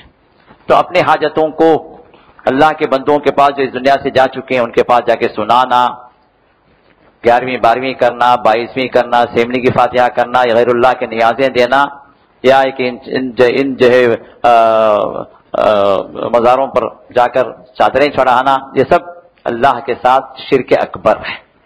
ان چیزوں کے رہتے ہوئے نہ انسان کا روزہ قبول ہے, نہ انسان کی کوئی نماز قبول ہے, نہ انسان کا کوئی عمرہ قبول ہے, نہ کوئی حج قبول ہے, نہ کوئی صدقہ قبول, کوئی نیکی قبول نہیں ہے. کیونکہ شرک کے رہتے ہوئے اللہ تعالیٰ ہر وہ نیکی جو انسان کرتا ہے اللہ کے نظر میں نیکی نہیں ہے, اللہ اس نیکی کو اسی پر دے مارتے ہیں. اللہ نے فرمایا لئن اشرکت لیحبطن عملک, اے نبی علیہ الصلوۃ والسلام اگر آپ بھی شرک کریں اللہ کے ساتھ تو آپ کا عمل بھی ضائع کر دے, آپ کا عمل بھی ضائع ہو جائے گا. جبکہ نبی اللہ کے ساتھ شرک نہیں کر سکتا. رسول اللہ صلی اللہ علیہ وسلم سے پیغام توحید لائے, آپ توحید ہی کے لیے بھیجے گئے, توحید کا مشن لے کر آئے, یہ کہ اللہ تعالیٰ ہی کو پکارا جائے, اسی سے مانگا جائے اور اسی کی عبادت کی جائے, یہی دعوت لے کر آپ پہنچے. اور ایسے نبی کے ساتھ شرک ناممکن ہے, تصور ہی نہیں ہو سکتا. لیکن نبی علیہ السلام مخاطب کر کے بتلایا جاتا ہے کہ یہ نبی اتنا مرتبہ ہونے کے باوجود بھی اگر اس سے بھی شرک اگر مسرزد ہوا تو یہ نہیں دیکھا جائے گا کہ اس کا اتنا بڑا مرتبہ ہے, اس شرک کی وجہ سے اس کا عمل بھی ضائع ہو جائے گا. جب نبی کا عمل ضائع ہونے کا خدشہ ہے تو پھر ہمارے اور آپ کے اعمال شرک کی وجہ سے اللہ کے یہاں قابل قبول. تو یہ شرک کیا ہے؟ کینسر ہے. یہ کینسر ہے, جس طرح انسان کی باڈی میں اگر کینسر اگر جو ہے اگر شروع ہو جائے تو اس کی پوری باڈی کو متاثر کر دیتا ہے. اور اس کا حل کیا ہے؟ اس کینسر کو آپریٹ کر کے نکال دیا جائے. اگر اس شرک کو آپریٹ کر کے نکال دیا گیا عقیدے سے تو پھر آپ کا عمل صحیح ہوگا, اللہ کے یہاں قبول ہوگا. اگر وہ شرک موجود اگر ہے, وہ کینسر موجود ہے, تو پھر آپ کے پورے عمل کا ڈھانچہ, یہ پورے عمل کا اسٹرکچر اللہ کے پاس قابل قبول نہیں. اس کو یاد رکھیے. بڑے بڑے سجادہ نشین, بڑے بڑے مجاور, بڑے بڑے پیر صاحب, یہ جو اتنی بڑی بڑی داڑیاں رکھ کے لوگوں کو دھوکے دے رہے ہیں, ارے بڑے تقوی والے, ارے تقوی ظاہر ہے ان کے. تقوی کیا ظاہر ہے؟ کس سے ظاہر ہوتا ہے؟ اللہ کے سنے فرشاد فرمایا تقوی ہا ہونا, دل میں تقوی. تقوی کہاں ہوتا ہے؟ دل میں ہوتا ہے, چہرے پہ نہیں, داڑھی میں نہیں, جبے قبے میں نہیں. یہ مظاہر ہیں, یہ مظاہر ہیں. حقیقت کیا ہے تقوی کی؟ انسان کے دل میں. یہاں پر شرک نہ ہو, یہاں پر اللہ کا ڈر ہو. جس کے ساتھ شرک ہو وہ متقی ہونا اللہ کے ہاں متقی کا لیبل ناممکن ہے. جس کے ساتھ شرک ہو اللہ کے ہاں متقی کا لیبل ناممکن ہے, امپاسبل ہے. کیونکہ جو متقی ہو وہ مشرک ہو ہی نہیں سکتا, جو مشرک ہو وہ متقی ہو ہی نہیں سکتا. کیونکہ ایمان اور شرک یہ جمع نہیں ہو سکتے دل کے اندر. اگر ایمان اگر کامل ہے تو شرک وہاں سے دور ہوگا, اگر شرک موجود ہے تو ایمان کئی سو میل کے فاصلے پر ہو جائے گا. ایمان اور شرک کسی جگہ جمع نہیں ہو سکتے، دونوں ازداد ہے، دونوں آگ و پانی. اور ایمان اگر نہ ہو تو پھر تقویٰ تو اس کے بعد والا اسٹیپ ہے، تو پھر کہاں سے ممکن ہے؟ تو لہذا پہلی چیز یہ ہے ہمارا عمل قبول ہونے کے لیے کیا ہے جی؟ شرک سے خالی ہو، شرک کی کوئی چیز، کوئی عقیدہ، کوئی عمل ہمارے پاس موجود نہ ہو. نمبر 2، اس عمل کے اندر اخلاص اور ریاکاری نہ ہو، دوسروں کے لیے نہ ہو، واہ واہ نہیں ہو، نام و نمود نہیں، شہرت نہیں، دنیا والے آپ کو جو لے کر اڑیں، اوپر پہنچائیں، بڑے بڑے القاب دیں، یہ مقصود نہ ہو. یہ دوسری چیز ہے. تیسری چیز یہ ہے کہ جو عمل آپ کر رہے ہیں وہ عمل محمد رسول اللہ صلی اللہ علیہ وسلم کے طریقے کے مطابق ہو. یہ تیسری شرط ہے. اخلاص بھی، شرک بھی نہیں ہے، اخلاص بھی اللہ کے لیے آپ کر رہے ہیں، لیکن جو کام آپ کر رہے ہیں وہ اللہ کے سے ثابت نہیں ہے. شب معراج کی ساری رات نماز پڑھ رہے ہیں، شب برات 15ویں شعبان کا روزہ رکھ لیے، پورے شعبان میں کبھی روزہ نہیں رکھے، 15ویں شعبان بڑا فضیلت والا روزہ ہے. وہ رات جو ہے وہ اس کی رات ہے، تقدیر کی رات ہے، شب برات ہے. کوئی مسئلہ آ گیا، ارے آیت کریمہ کا ورد کرو، حلقات چلا دو آیت کریمہ کا 1000 مرتبہ جو ہے سب بیٹھ کے جو ہے وہ لا الہ الا انت سبحانک انی کنت من الظالمین. اب یہ جتنی بھی چیزیں ہیں، چاہے نماز ہو یا ذکر ہو یا عبادتیں، اور ان عبادتوں کا جب تک رسول اللہ صلی اللہ علیہ وسلم سے ثبوت نہ ہو اگر آپ کر رہے ہیں تو اللہ کے ہاں وہ قابل قبول نہیں ہوگا. اس لیے کہ اخلاص ہے، شرک بھی نہیں آپ کی زندگی کے اندر، لیکن عمل وہ ہے جو رسول اللہ سے ثابت نہیں. تو جو عمل بھی عبادت کی شکل میں رسول اللہ صلی اللہ علیہ وسلم سے ثابت نہیں ہے، وہ کرنے والا کوئی کتنا ہی بڑا کیوں نہ ہو، کتنی ہی تعداد میں کرنے والے کیوں نہ ہو، اللہ کے ہاں وہ قابل قبول نہیں ہو سکتا. اس لیے کہ اگر اس عمل کے اندر خیر ہوتا تو محمد رسول اللہ صلی اللہ علیہ وسلم بتلا دیتے. کیونکہ صحابہ ارشاد فرماتے ہیں کہ رسول اللہ صلی اللہ علیہ وسلم جب اس دنیا سے چلے تو آپ جو دین ہمیں دے کر گئے، اس دین کے اندر جو بھی خیر تھا رسول اللہ صلی اللہ علیہ وسلم نے ہمیں بتلا دیا، جو بھی شر تھا رسول اللہ صلی اللہ علیہ وسلم نے ہمیں اس کا ڈراوا دے دیا. اب آپ عبادت کی شکل میں کوئی ایسا خیر لا رہے ہیں جو رسول اللہ صلی اللہ علیہ وسلم سے ثابت نہیں ہے، تو اس کا مطلب کیا ہوا؟ اس کا مطلب کیا ہوا کہ رسول اللہ صلی اللہ علیہ وسلم اس خیر سے لا علم تھے، آپ کو علم آ گیا. دوسرے اعتبار سے آپ اپنے آپ کو رسول کی بھی آگے لے کے چلے گئے. دوسرا مطلب کیا ہوا کہ دین انکمپلیٹ رہ گیا تھا، اب آپ اس عمل کے ذریعے سے کمپلیٹ کر رہے ہیں. یہ بھی دین کے اندر ایک اور اسٹیپ آگے ہو گیا کہ جس دین کو اللہ فرماتے ہیں الیوم اکملت لکم دینکم، آج میں نے جو اپنے دین کو تمہارے دین کو مکمل کر دیا، تو آپ کہیں نہیں اللہ بھی باقی ہے، دیکھو یہ عمل بھی باقی ہے، اس سے کمپلیٹ ہوگا. تو دین کے اندر اضافہ ہے. تو اسی وجہ جتنی بدعات ہیں وہ سب اللہ کے ہاں ناقابل قبول ہے، اس لیے کہ بدعات وہ ہیں جو رسول اللہ صلی اللہ علیہ وسلم سے ثابت نہیں ہے. عمل یہ اخلاص ہے، اللہ کے لیے آپ کر رہے ہیں، اللہ قبول کر لیجیے، اللہ قبول کر لیجیے. ہاں قبول کر لیجیے، کیسے قبول کرے گا؟ اللہ کے رسول ثابت نہیں ہے نا، کیسے قبول کرے گا؟ اگر اللہ تعالیٰ کو وہ چیز پسند ہوتی تو اللہ کے رسول کو بتلا دیا جاتا، کیونکہ اللہ کے رسول کے بعد کوئی نبی آنے والا نہیں. موسیٰ علیہ السلام کچھ چیزیں بتلائے، کچھ چیزیں باقی رہ گئیں، اللہ تعالیٰ نے عیسیٰ علیہ السلام کو بھیجا، کیونکہ عیسیٰ علیہ السلام بھی موسیٰ علیہ السلام ہی کے منہج پر تھے. اسی تورات کو جو ہے کی تکمیل کے لیے انجیل آئی. انجیل کیا ہے؟ یہ کمپلیشن آف تورات. اسی وجہ سے یہ لوگ دونوں کو لے کے چلتے ہیں، اولڈ ٹیسٹمنٹ اور نیو ٹیسٹمنٹ. آپ دیکھیں بائبل اٹھا کے، بائبل میں اولڈ ٹیسٹمنٹ بھی ہے، نیو ٹیسٹمنٹ بھی ہے. اولڈ ٹیسٹمنٹ کیا ہے؟ وہ تورات ہے. نیو ٹیسٹمنٹ کیا ہے؟ انجیل ہے، اسی کی تکمیل ہے وہ. لیکن تورات کی تکمیل انجیل ہوئی، انجیل کے اندر بھی کچھ باتیں رہ گئیں، مل گئیں، اور جب اس میں تحریف ہو گئیں، وہ کتابیں اپنی جگہ باقی نہیں رہیں، تو اللہ تعالیٰ نے فائنل ایڈیشن اللہ نے نازل کیا قرآن کی شکل میں. یہ فائنل ہے، اس کے بعد کوئی چیز نہیں ہے. فائنل اس لیے ہے کہ اللہ نے فرمایا کہ میں نے مکمل کر دیا، اب کمپلیشن ہو گیا. اب کمپلیشن جب ہو گیا تو پھر اس کے بعد جب آپ کمپلیٹ کہتے ہیں، مثال کے طور پر یہ چیز بالکل کمپلیٹ ہے اپنی جگہ، تو اس کا مطلب یہ ہوا کہ اگر کوئی چیز اس میں سے نکال دی جائے تو انکمپلیٹ ہے. کوئی چیز اگر بڑھا دی جائے تو اس کا مطلب ہے کہ وہ کمپلیٹ نہیں تھی، اس وجہ سے اس کو بڑھایا گیا، گنجائش تھی بڑھانے کی، تب بھی انکمپلیٹ ہے. تو تو کمپلیٹ کا مطلب یہ ہے کہ نہ کوئی چیز کا اضافہ کیا جا سکتا ہے اس کے اندر، نہ کوئی چیز کے اندر کمی کی جا سکتی ہے۔ اور اگر آپ وہ اعمال کر رہے ہیں عبادات کی شکل میں جو رسول اللہ سے ثابت نہیں ہیں، تو اس کا مطلب یہی ہوا کہ آپ دین کو انکمپلیٹ جان رہے ہیں، جس کی وجہ سے اس کو آپ لا رہے ہیں۔ اسی وجہ سے رسول اللہ صلی اللہ علیہ وسلم جب حوض، آخری بات اپنی بات ختم کرتا ہوں کہ رسول اللہ صلی اللہ علیہ وسلم جب حوض کوثر پر اپنی امتیوں کو پانی پلائیں گے حوض کوثر سے، اور حوض کوثر سے پانی جو نصیب ہونا یہ اللہ تعالیٰ کی، اللہ تعالیٰ جس پر فضل کرے، جس پر کرم کرے، اور ہمیں اللہ سے ہم دعا کرتے ہیں اللہ تعالیٰ ہم سب کو اللہ تعالیٰ اس نعمت سے اللہ سرفراز فرمائے۔ حوض کوثر سے جو انسان پانی پیے گا پھر جنت میں داخل ہونے تک حشر کے میدان میں وہ پیاسا نہیں ہوگا انشاءاللہ۔ تو رسول اللہ صلی اللہ علیہ وسلم ارشاد فرماتے ہیں کہ میں اپنے چند امتیوں کو پانی پلاؤں گا، لیکن فرشتے روک دیں گے، فرشتے روک دیں گے۔ تو میں فرشتوں سے کہوں گا کہ فرشتوں یہ تو میرے امتی ہیں۔ تو صحابہ پوچھتے ہیں یا رسول اللہ آپ کے امتی ہونے کی آپ پہچان کیا، کیسے پہچانیں گے؟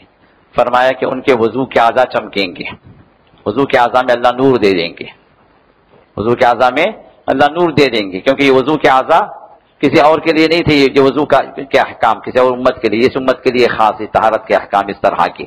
تو وضو کے اعضاء ان کے اندر اللہ تعالیٰ نور دے دیں گے، تو اس نور سے میں پہچانوں گا۔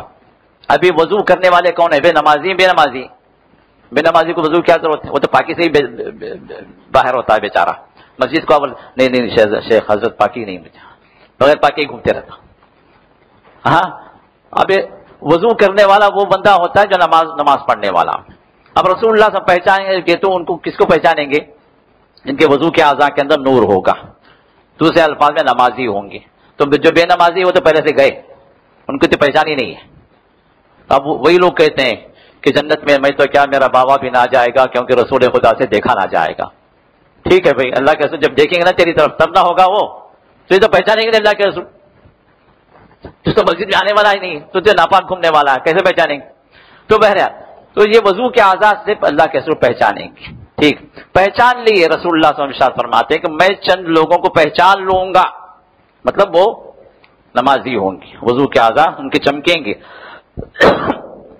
پانی دینے کے لیے میں آگے بڑھوں گا، فرشتے روک دیں گے۔ میں پوچھوں گا فرشتوں سے، اے فرشتوں یہ تو میرے امتی ہیں، کیوں روک رہے ہو؟ تو اب یہاں پر جواب سنیے، بخاری کے اندر موجود ہے۔ جواب کیا ہے؟ فرشتے کہیں گے انک لا تدری ما احدثوا بعدک، اے اللہ کے رسول صلی اللہ علیہ وسلم آپ کو نہیں پتا کہ آپ کے بعد دین کے اندر انہوں نے کیسے کیسے اضافے کر دیے۔ دین کے اندر بدعات پیدا کرنے والوں کو رسول اللہ صلی اللہ علیہ وسلم کی شفاعت سے آپ کے دستے مبارک سے جامع کوثر لینے سے روک دیا جائے گا۔ نمازی ہیں، نماز کے بعد الفاتحہ، کیا بھی کیا کریں، الفاتحہ تو پڑھ رہے ہیں، سورہ فاتحہ پڑھ رہے ہیں، سورہ فاتحہ نماز کے بعد اللہ کے رسول پڑھے گا۔ نماز کے اندر پڑھنے کا حکم نہیں پڑھتے، خاموش، نہیں نماز کے اندر پڑھو گی تو نماز باطل ہو جائے گا۔ لا حول ولا قوت، کیسے فتوی نکال رہے ہیں؟ رسول اللہ صلی اللہ علیہ وسلم فرماتے ہیں لا صلاۃ لمن لم یقرأ بفاتحۃ الکتاب، اس آدمی کی نماز یہ نہیں ہوئی جو صرف فاتحہ نہ پڑھے۔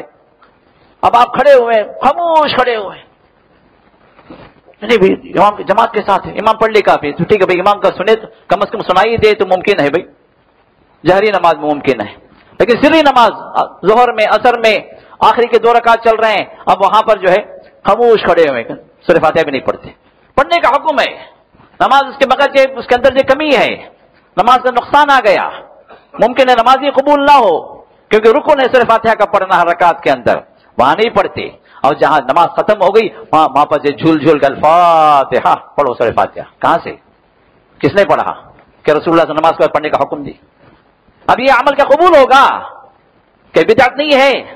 کیا ثبوت ہے کہ رسول اللہ سے نماز کو سورہ فاتحہ آپ نے پڑھی؟ اگر آپ کہیں گے اے وہابی جی مانتا ہی نہیں ہوں، اللہ کے رسول کو نہیں مانتا ہوں، جاؤ مت وہاں، ہم یہی تو بول رہے ہیں بھائی جو بھی کرنا ہے اللہ کے رسول کے آپ کے طریقے کے مطابق۔ تو یہ 3 شرطیں یاد رکھیے کسی عمل کے قبول ہونے کے لیے، شرک نہ ہو، ہاں اللہ کے لیے وہ کام ہو، اور رسول اللہ کے طریقے کے مطابق وہ عبادت ہو۔ اگر رسول اللہ کا طریقہ نہ ہو، چاہے 1000 اخلاص آپ کے ساتھ ہو، اللہ کے یہاں قابل قبول نہیں ہوگا۔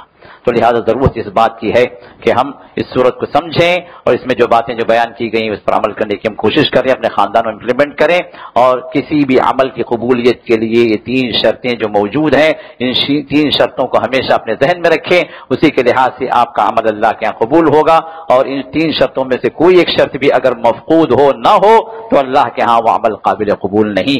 اللہ تعالیٰ جو کچھ ہم نے یہاں پر سنا ہے اللہ اس کو نفع مند بنائے اور اللہ اس پر عمل کی توفیق عطا کرے، اور ان سعادت مند بندوں میں اللہ ہم سب کو شامل فرما دے جن بندوں کو اللہ تعالیٰ اپنی قربت میں اللہ شامل فرما لیتے ہیں، جن بندوں کو اللہ اپنا خاص بنا لیتے ہیں، اللہ ان بندوں میں ہم کو بھی شامل فرما دے، اور جتنے یہاں پر مبارک چہرے جمع ہیں ان سب کو اللہ تعالیٰ جنت الفردوس میں داخل فرمائے، اور صرف ہمیں ہی نہیں ہمارے والدین کو، ہمارے عزیز و اقارب کو، ہمارے بیوی بچوں کو، اور ہمارے ان لوگوں کو جن سے ہم محبت رکھتے ہیں، اور وہ لوگ جو ہم سے محبت رکھتے ہیں، ان سب کو اللہ تعالیٰ جنت الفردوس میں محمد رسول اللہ کی شفاعت کے ساتھ آپ کی صحبت میں جنت الفردوس کے اعلیٰ مقامات میں اللہ ہم سب کو شامل فرمائے۔ وآخر دعوانا الحمدللہ رب العالمین۔ سبحان اللہ بحمدہ، سبحانک اللہم بحمدک، نشہد ان لا الہ الا انت، نستغفرک ونتوب الیک۔